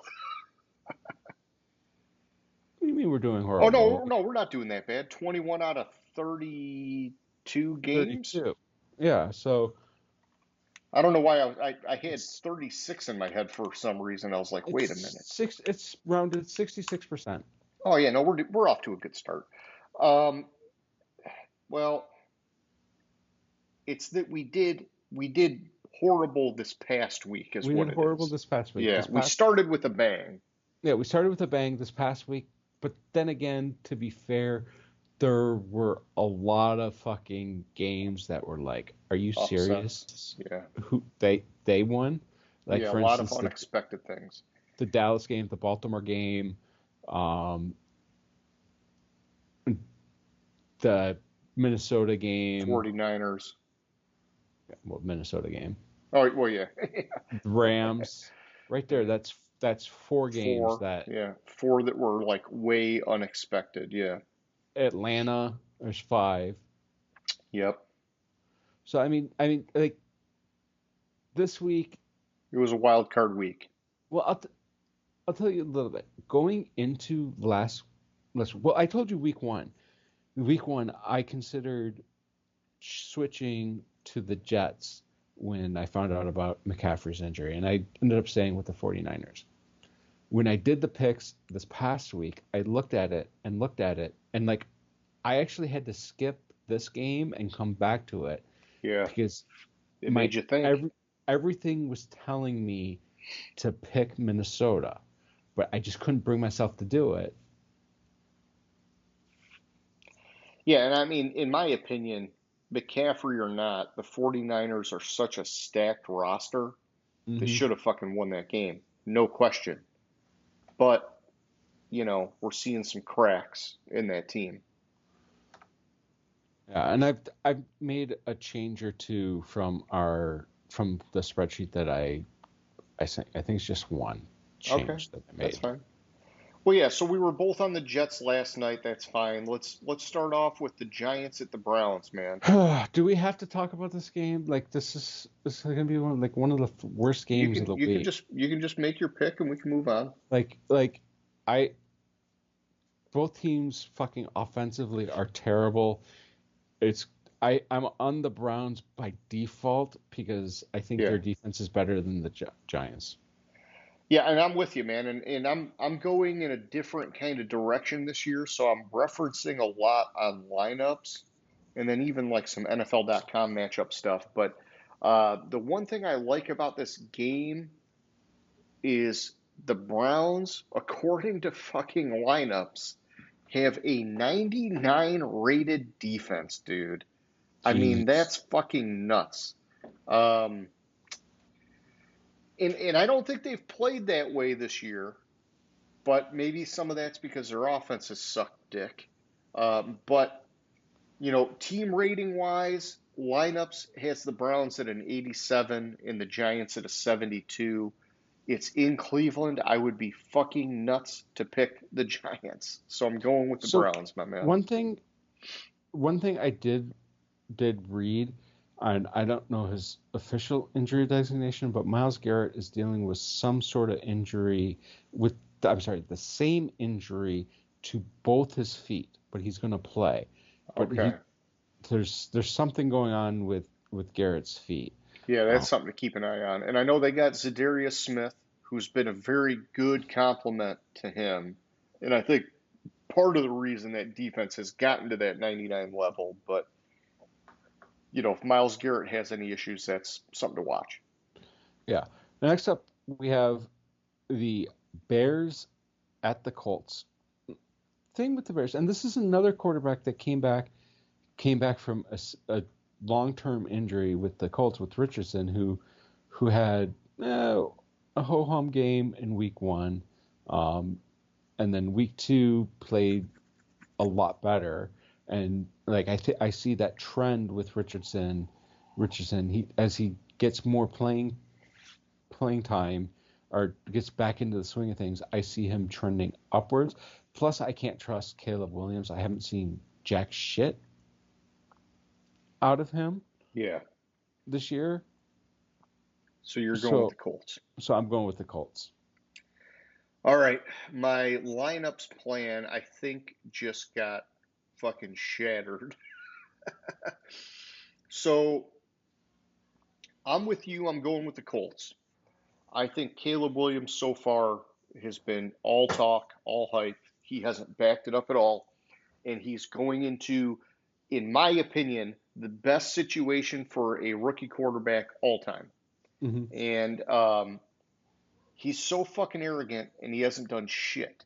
But my plan has been foiled because lineups is saying the Bears have a 64 rating, which I don't know how they could have it that low because I don't think they put any players lower than 67. But this is where it's really bad, is they're saying the Bears defense has a 60 rating. And I would argue that the Bears defense through 2 weeks is a top five, if not, well, I would say a top 10, if not a top five defense. And so that kind of bothers me. But either way, I'm going with the Colts. I like the offensive potential that Anthony Richardson gives them. I got to pick them over the Bears, man. So then we have the Texans at the Vikings. Is it at the Vikings? Yeah. So the thing with the Texans, and this was my hesitation in picking the Texans, is that the Texans are favored by 2. In the month of September, since DeMeco Ryans has been Texans coach, they are 1-4 against the spread. Okay. So that tells me it's going to be a really close game. But the other thing is when you look at Sam Darnold's career, he has thrown 2 passing touchdowns in each of the first 2 games. In his career, he has never had 3 straight games with multiple passing touchdowns. Has he turned a leaf? That's my question on that's where I was going. Has he turned the leaf, or is he the same Sam Darnold that's going to be inconsistent? Yeah. I mean, that's the Been one thing. I'm sorry, keep going. he's been fairly consistent this year through 2 weeks, Small sample size, yeah. small sample size. Um,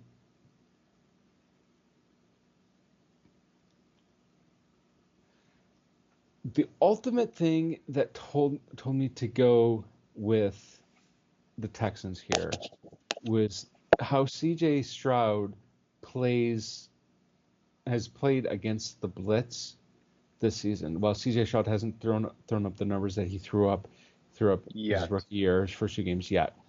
In the first 2 weeks against the blitz, he has 117 passer rating, and the Vikings have blitzed the 6th highest amount of times this year so far, which tells me CJ Stroud can handle the blitz and actually thrives under the blitz when he doesn't have the time to think and he just reacts.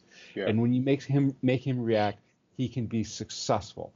So I'm going to go with the Texans in a close game. Okay. I like that assessment, and I'm taking the Texans also. Going back to your Darnold comment, I think we talked about this maybe a month or 2 ago. It might have been who knows how long ago, but there were people saying in the NFL circles that Darnold having the year with Shanahan Mm-hmm. was like the best fucking thing ever.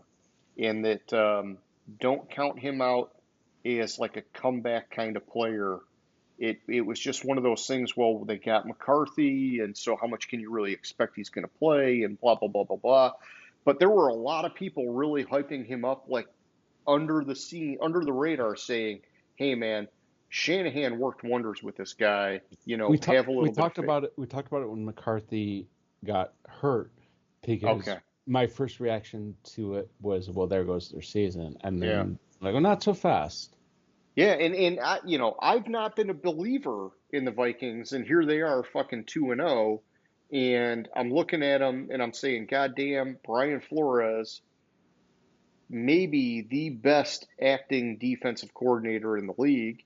Hmm. Um, Crazy. This is another fucked up lineups thing. They're showing the Vikings offense. It's a 92 rating. Oh, I just, you got But Justin Jefferson's. that's I the get Justin it. It's, Jefferson effect. That's 100% the Justin Jefferson effect. yeah, that's still too high though, man. It's still too high. But either way, I'll flip it over. They've got the Houston Texans at 78. 78 when you got Stroud, Diggs, Nico Collins. Man, um, I got to take the Texans.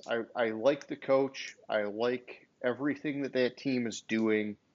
The Vikings, they have been a pleasant surprise, even though they're in the NFC North, and I can't like them because of that. Um, but I'll admit they've been way better than I thought they would be, and I'm Hmm. okay with that. I'm okay admitting that. That's part of how we do this. We've got to just like you got to own it with the Panthers. I got to own it with the Vikings, James. Well, I was down on the Vikings too, so we both We kind of both own got to that. own it. Yeah. All right. So then we have the Eagles at the Saints.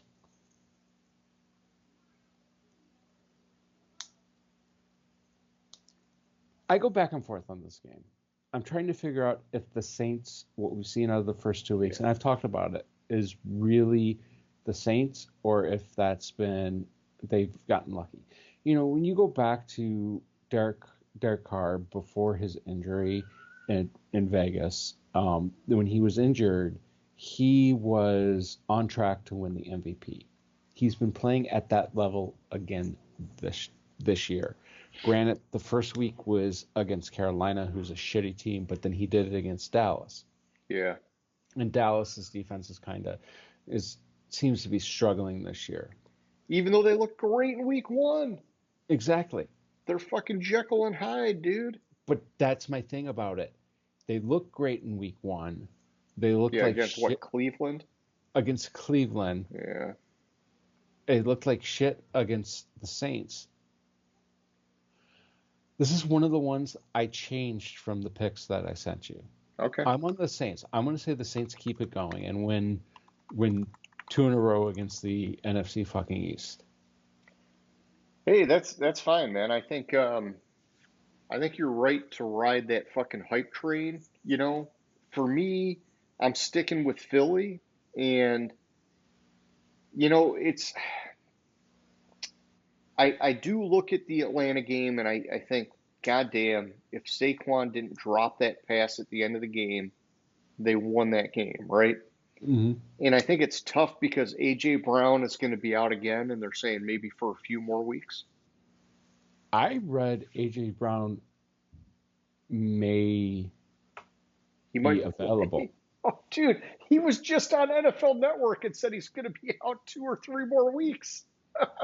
I swear I Oh, read that he may be available for the all right. game. I hope he is. I hope he is because they need him. They need him. Um, but yeah, while you're looking that up, to me, this is kind of like a make or break week for Philly. If they lose this week, I'm basically fucking pulling the plug on them because they've got some kind of internal issue that is blocking them from playing to their fucking potential. Mm-hmm. Because roster wise, they are one of the best, most fucking stacked teams, and they just do not fucking play like it on the field, man. Yeah, so I must have misread or misremembered. It must have been somebody else. A.J. Brown's out this week. Gardner Johnson is questionable. Okay, that's fine. Yeah, yeah. I mean, I saw a thing with him on NFL Network just like a day or two ago, and he was basically saying, he thinks it's like a 2 to 3 week thing that you can't rush it back or whatever, and I thought, damn, that's like way, because originally it thought it could be like any week he's back, and now I'm like, oh, fuck, man, he's gonna miss some time. So whatever, but yeah, take us to the next one, man. We have the Chargers at the Steelers, and this is the former Ohio State quarterback versus the former Michigan coach. Heyo. The question in this game is really if which team, both these teams have already surpassed my expectations to start the season. I think I should have stayed with what I thought about Pittsburgh in our way too early, and I think I discounted them too much because Pittsburgh's defense is looking great. Yeah. Anytime you can win a game by kicking 6 field goals. Well, and it's because their offense is doing just enough, right? Mm-hmm. And their defense is fucking top tier. Right. And also, with what I'm reading with Herbert about Herbert's injury, I'm gonna say Pittsburgh wins this game. Yeah, I don't like what's behind Herbert. If he doesn't play, I would have to like mad dash change my pick. Mm-hmm. But with him playing is my expectation. I think they just have the edge, and I give them part of the edge because of him, because he is just, in my opinion, that much higher of a caliber quarterback than Fields. And I think these two teams through the first 2 weeks that are almost playing similar kinds of football, right? They're being very conservative on offense, Mm-hmm. and they're winning with defense. I do think that the Steelers' defense is way better than the Chargers' defense, and I do think that the Chargers' offense has a little more potential than the Steelers' offense. I'm sticking with the Chargers, which was my pick when I sent it to you. I guess we're going to have to watch the Herbert thing because that would have me for sure abort this pick. But I'm going to go with the Chargers for now. Then we have the Broncos at the Bucks. Bo Nix. I think it's Bo Nix. Yeah, are you? I mean, I saw a lot of him in week 1. I didn't see much of him last week. What is your take on him so far? I've seen progression with him. Okay, well, that's good to hear. I don't think.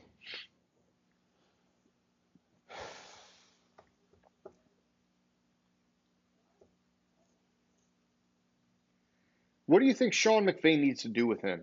Hey, pass more than any quarterback in the league, like we did with guys like Stafford and Joe Burrow and whoever else to like help push their development. Is he a guy that you think they need to just pump out those fucking reps because you I are think it's the going to other be way this around. guy and we need you to be this guy? I think it's the other way around. They need to slow down the defensive line and the defense from getting to him. Okay. Because where he's struggling is when he's under pressure. And has he been slow? He has a 35% completion percentage under pressure. Okay. Yeah, see, I thought their offensive line was getting better, but 1.3 yards per attempt when pressured. Yeah, we're just going to check down and not complete anything. Yep. So what they need to do is they need to get the run game really going, which is going to slow down with play action that defense from getting to him, which is going to reduce the pressure, which is going to give him enough time to make the decisions. Where he needs to grow is making those those decisions, being able to make the right decision like that, not having to see everything that's going on. The problem with this game against Tampa Bay is Tampa Bay has blitzed the second most times this season. Yeah, and their defense is fucking good, yeah. But I'm going to go through the list. Defensive tackle Kalijah Cansey, Vita Vea out. Antoine Winfield Jr. out. Luke Well, Gadecki if you're going to rest out. your guys, this is the game. Right. So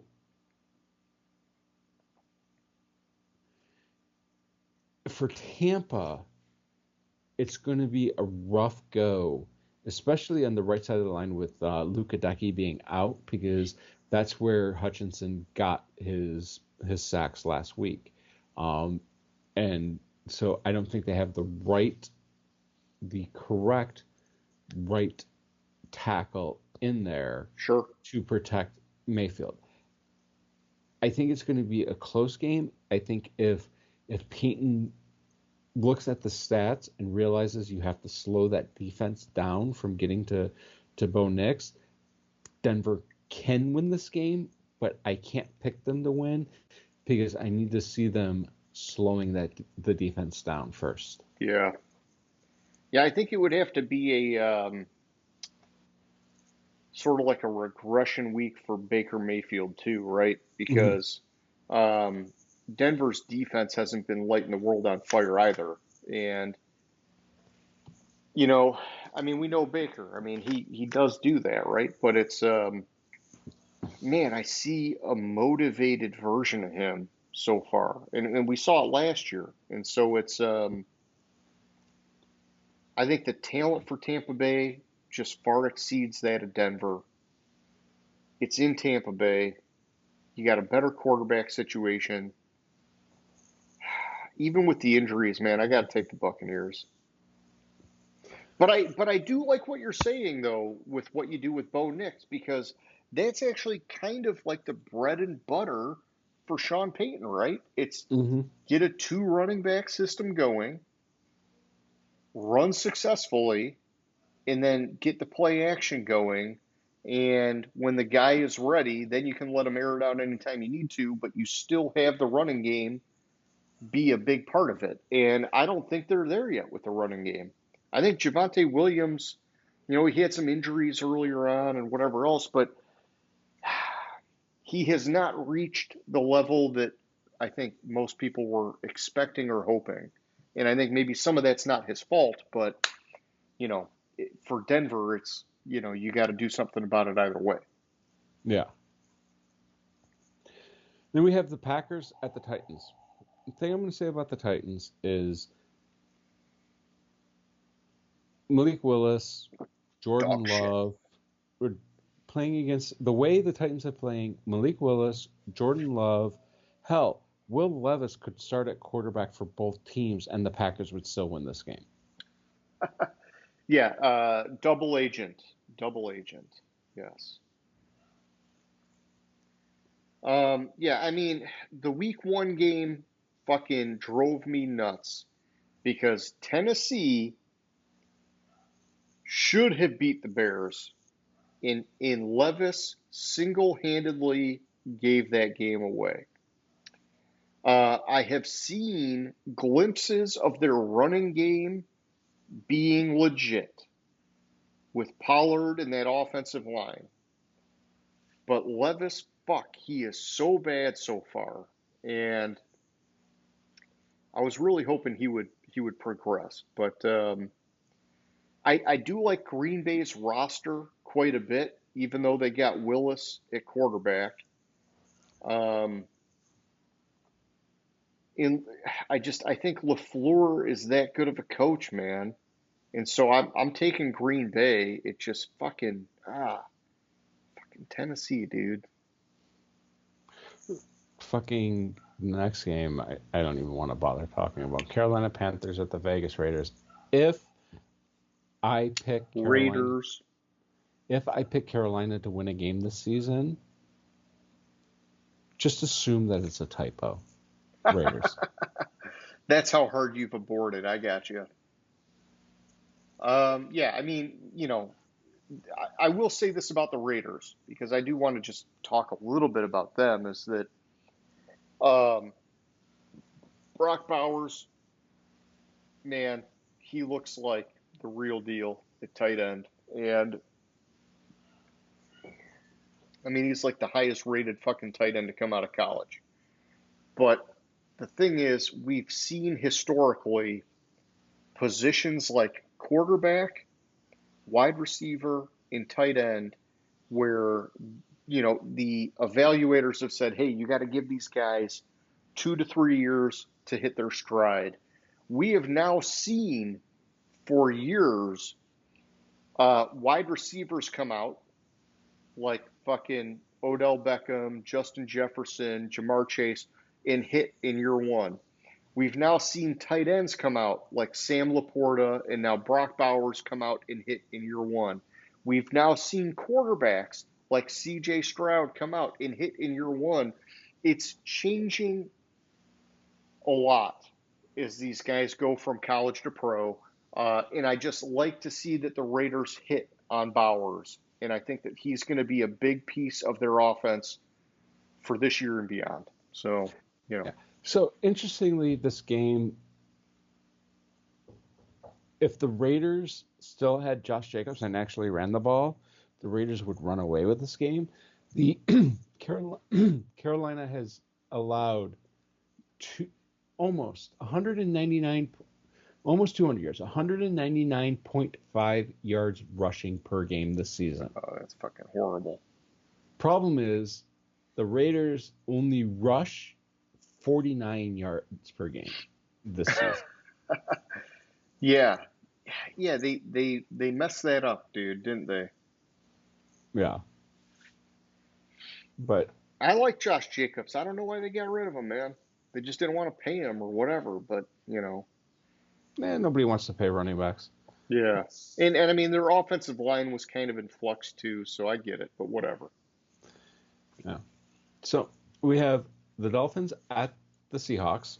Now, I initially sent you Miami completely, when I made the pick, completely forgetting that Tua was out. Okay. If Tua was playing in this game, I would pick Miami. He's not. I'm on Seattle. Even though Seattle has a whole slew of injuries, I hear Walker's out again. Oh, he is? Fuck, that's good to know because I got him on my fantasy team. Shit. Keep Yeah, talking, so keep talking. I'm pretty sure I read he was out again, but Oh, yeah, he's doubtful. Fuck. Oh, sorry, doubtful. I mean, doubtful might as well be out. Injuries, Heard man. Walker's list is doubtful for Sunday's game. It's an oblique injury. He's not going to play.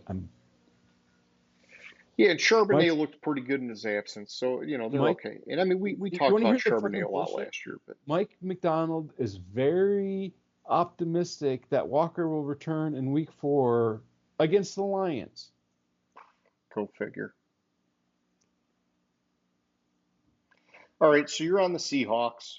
I am too. I think without Tua, I got to see what Miami can do Mm-hmm. because anytime you go to a backup quarterback, I don't care if you got Tyreek Hill and Jalen Waddle, it can get dicey fast. And so the Seahawks, they've not been winning pretty, I'll just say that, but they definitely have the pieces on offense and they've got the defensive minded head coach where I like what I'm seeing, and I think there's more potential for them. So I'm with you. I'm taking Seattle. Then we have our Detroit Lions, your Detroit Lions, Fucking sellout Lions. God damn, dude. Fucking, at you better win this game. at the Arizona Cardinals. Now the Lions, I think the last time they played at Arizona, I haven't looked it up, but I think that ended in a tie. Okay. So you're picking the tie. I'm not fucking picking the tie. I'm going to look it up because it just occurred to me. Yeah, I mean, so NFL.com will show that if we can find it. Let's see. The new NFL.com website is so fucking messed up, man. It Yeah, it I just fucking. it keeps like reloading and fucking doing weird shit on me. All right. So the Lions won. It was the Okay. time before that that it ended in a tie. All right. So you So the were line. remembering right. Yeah. Yeah, and the last time they played was 2021. The time before that, who the fuck knows? But yeah. So the last time the Lions lost to Arizona was 2015. Gotcha. Um, so my issue and my concern with picking the Lions here is what I saw out of what they allowed Tampa Bay's pass offense to do to start the game this past week concerns me from what I saw from Kyler during the game this past week. Hmm. I'm still going to pick the Lions. Um, I think that it's hard for me to pick against the Lions Yeah. until I'm maybe next week, maybe the week after. It depends. When do they play Dallas? That might be the Yeah, first not week I pick yeah, the because Lions. next week they're playing Seattle and then they play Dallas. Yeah. Oh no, I may, depending on what I see this week, I may pick against them at Seattle because they always fucking lose to Seattle. Yeah. But it is Monday night and it's at home on Monday night, so that I'm going to tell you right now, I'm picking the Lions next week. All right. But yeah, so for this week, you're on the Lions. I'm going to take them as well. Um, I will say this: the lineups is showing it as a -3 spread. So it looks like it's going to be closer than a lot of people would like. A lot of people like me would like. And here's the fucked up thing, and this is where it just the lineups thing, I can't trust it now, but they're showing Arizona as a 67 team rating. The Lions is an 85. These ratings are all fucked. But man, I mean, I talked to you about it before the show. If the Lions don't win this game, I am gonna have a fucking conniption because everybody and their mom on the Lions is doing TV commercials and fucking sponsorship bullshit. They fucking are selling out before they won the Super Bowl. And as a fan of the Lions that has never fucking seen them get there, I will burn the fucking city of Detroit down if they don't fucking figure this shit out quick. That's all I'm saying, James. And I might have to cut that part out in editing because I don't want to get arrested, but I'm just telling you that's what's going down. All right. Then we have the disappointing 0-2 Baltimore Ravens at the 1-1 Dallas Cowboys. Correct. Yes. You said it like it was a question. Yes. Yes. Okay. Yeah, because week 1 was against the fucking Browns. That's right. Um, First of all, I can't believe the fucking Baltimore Ravens are 0-2 as the shock of all shocks to start the season. Yeah, and that's actually making me question my pick, but keep going. Um,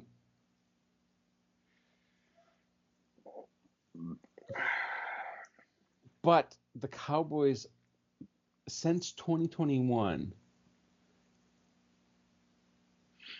are 12-2 after a loss and have not lost 2 home games in the same season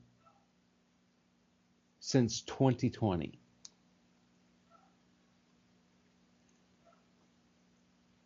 They're all-time 1-5 against the Ravens. Here's the story. Ravens are going to win this game. There is no way in hell, as good as that the Ravens are, they are going to start 0-3. Yeah. And if they did, I could see them winning the next fucking 14. Yeah, exactly. All right, so you're on the Ravens. I'm gonna stay with I'm gonna stay with Dallas, man. We gotta have some variance here, and lineups is making this a fucking like by a hair of a matchup. They've got Dallas winning by 1 with a 93 to a 91 team rating. Um, it's on the road for Baltimore. It's not going to be an easy win. Mm-hmm. Man, I think it would be fucking nuts if they start 0-3, but I'm going to go with Dallas, dude.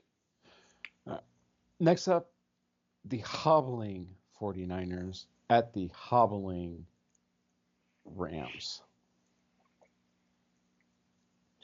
1-1 and 0-2. Including playoffs. Brock Purdy is 8-0 against NFC West. Fucking Brock. Matthew Stafford is 1-8 against the Niners in his career. Good. Yeah. Stafford. Fucking hero. The thing I'm looking at this game,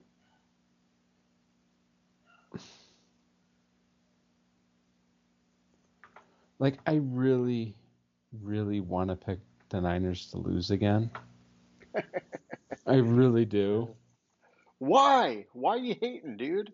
I love fucking Shanahan, man. No, I live in Southern California. Oh yeah. I'm You supposed to hate gotta the pick an LA 49ers. team. I got you, man. I got you. But and this week I'm picking against both LA teams. That means probably both of them are probably gonna Yeah, I fucking win know, too. but you're like a Detroit relocated guy, so don't get all crazy about it. But I know you got to go home team. I hear you, and you got 2 of them. That's like cheating. Any week you can pick one or the other, you fucker.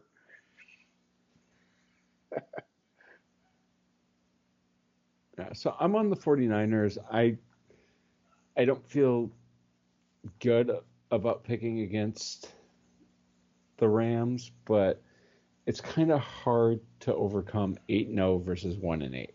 Yeah. No, I mean I like that. I like how you bring those stats to the table.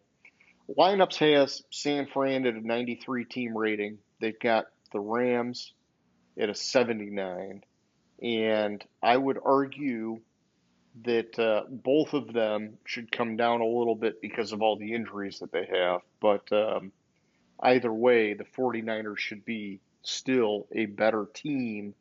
Um, and I don't care that it's in Los Angeles. I'm going to take the 49ers in this one just like you, man. All right. Then we have the Chiefs at the Falcons. Yeah. So Patrick Mahomes is making his 99th career start. Okay. He is tied with Tom Brady and Roger Staubach for the most wins by a quarterback in their first 100 starts of their career since 1950. So he can beat that, is what you're telling me. So since he's in his 99th career start, he can beat it by theoretically 2 games. Yeah. He at least sets the record this week by beating the Falcons. Like I said, I'm trying to figure out Atlanta. I'm trying to figure out like and the quote I came up with from one of the articles I referenced for stats was, you have Cousins had a magnificent final drive against the Eagles, but the rest of the game was kind of ho-hum and not very good. Short weeks are also, and it's on a short week. Okay. I'm wholeheartedly on the Chiefs, even though I don't want to be, because they fucking fooled my ass with fucking Clyde Edwards-Helaire. Hey, that was in the past. I'm only going to make you remember it. But no, and they've been really good at drafting otherwise, right? So Yeah. not to like rub salt in the wound, but to also say, yeah, I mean the Chiefs are just that goddamn good. They just they just missed on that one, James. Um, I would probably cream my pants if if the Falcons won this game, all right? But I don't think it's going to happen. All right. The Chiefs are just that fucking good. They want a three-peat, and they're not taking any prisoners, dude. They're going to win every game. They're not going to fucking take their foot off the gas. I got to go with Kansas City. Then we have the Jaguars at the Bills. I don't want to talk much about the Jaguars, but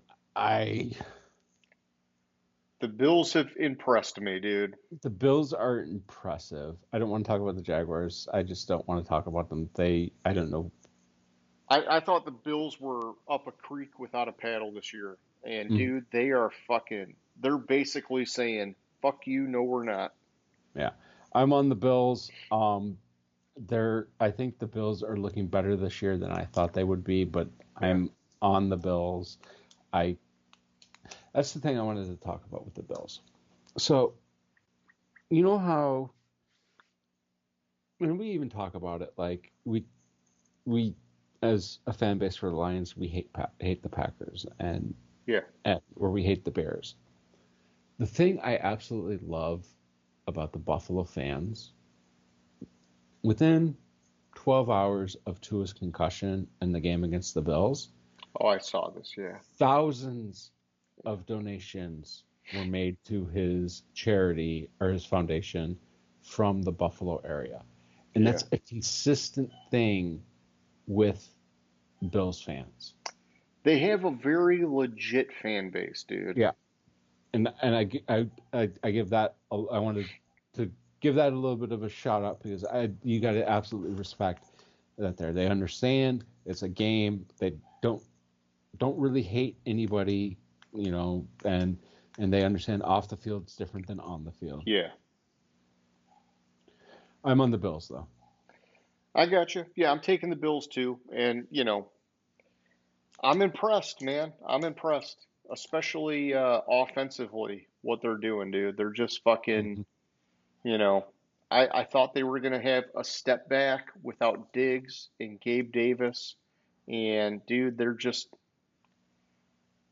not fucking stopping for anybody, dude. I like it, dude. I hope they can keep it going because I still believe that if they don't get to a Super Bowl, McDermott and others are fucking getting the axe. But they're basically telling people right now, "Fuck you," you know, like we're still one of the best teams.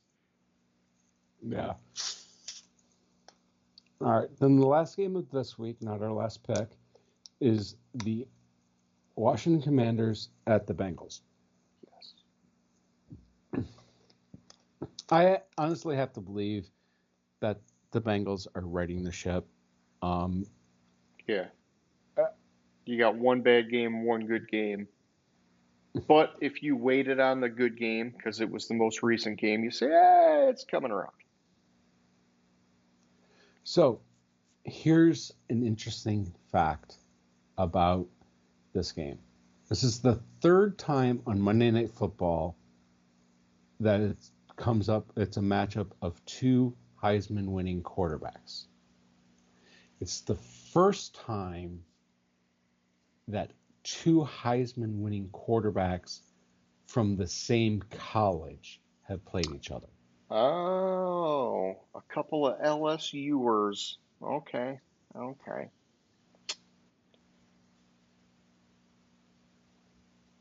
Joe Burrow is 4-0 on Monday Night Football, and I think it continues this week. I'm on the Bengals.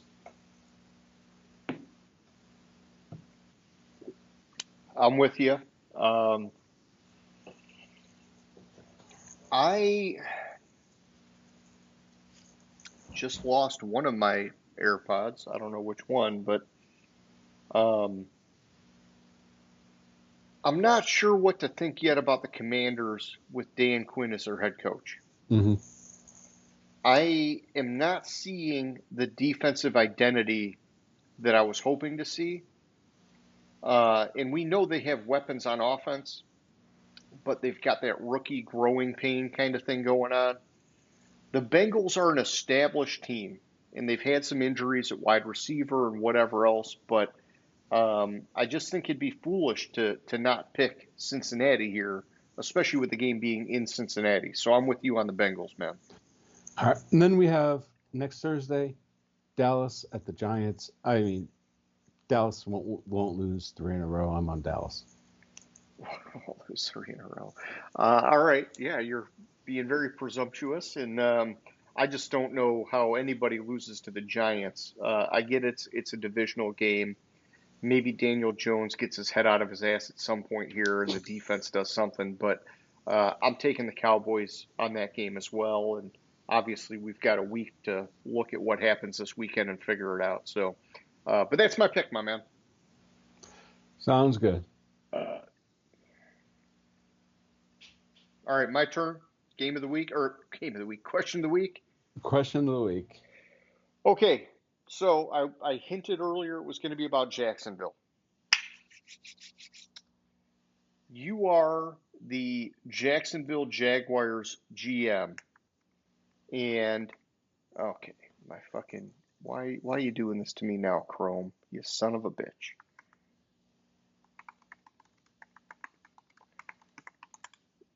You're the GM.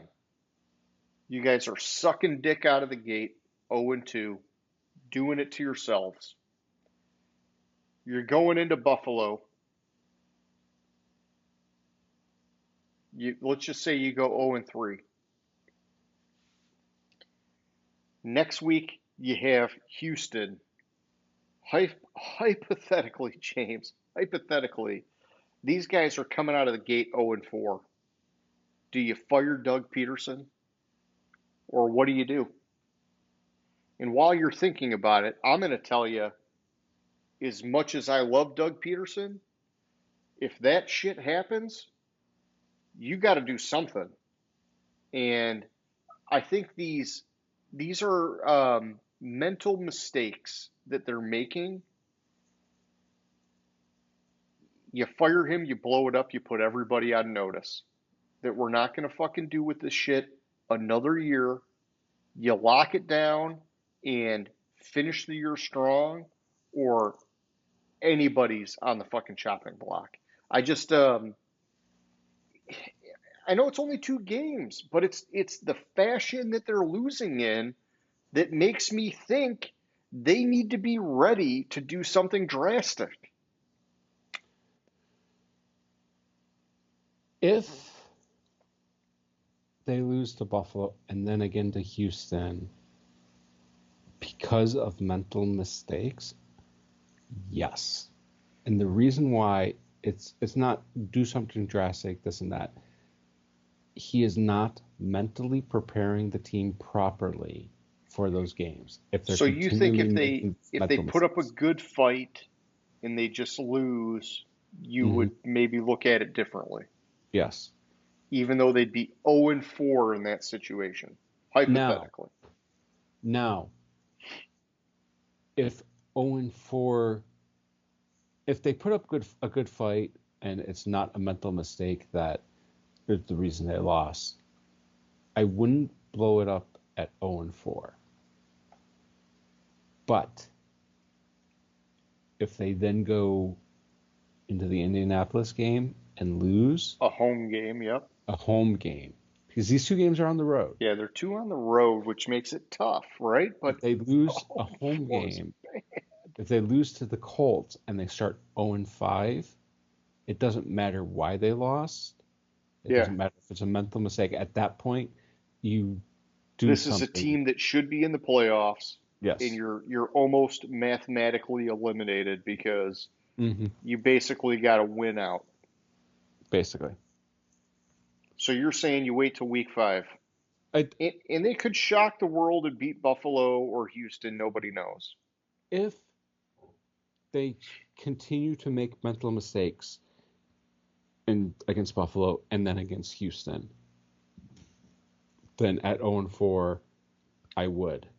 Okay. If the ship appears to be righted and the mental mistakes are gone against Buffalo and Houston and they still lose, You give them one more. I give them one more. Okay. No, I like that assessment, and I think the two road games is something you got to consider. In the fashion that they lose, you got to consider. But man, I'm thinking 0-4. You got 13 games left. Can you get into the playoffs after starting 0-4? In their division, yes. Maybe that's where you give them a little bit more leash, right?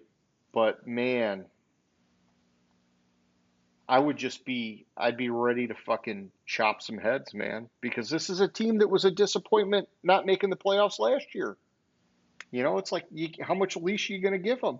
So, but that's all right. That was my question of the week, and I always like your insight, James. So I appreciate that. Okay, that's all I got. You got any closing thoughts, questions, concerns, your mama jokes, anything like that? No, I don't think so. I think I Gridiron Grinder. Hut hut hike.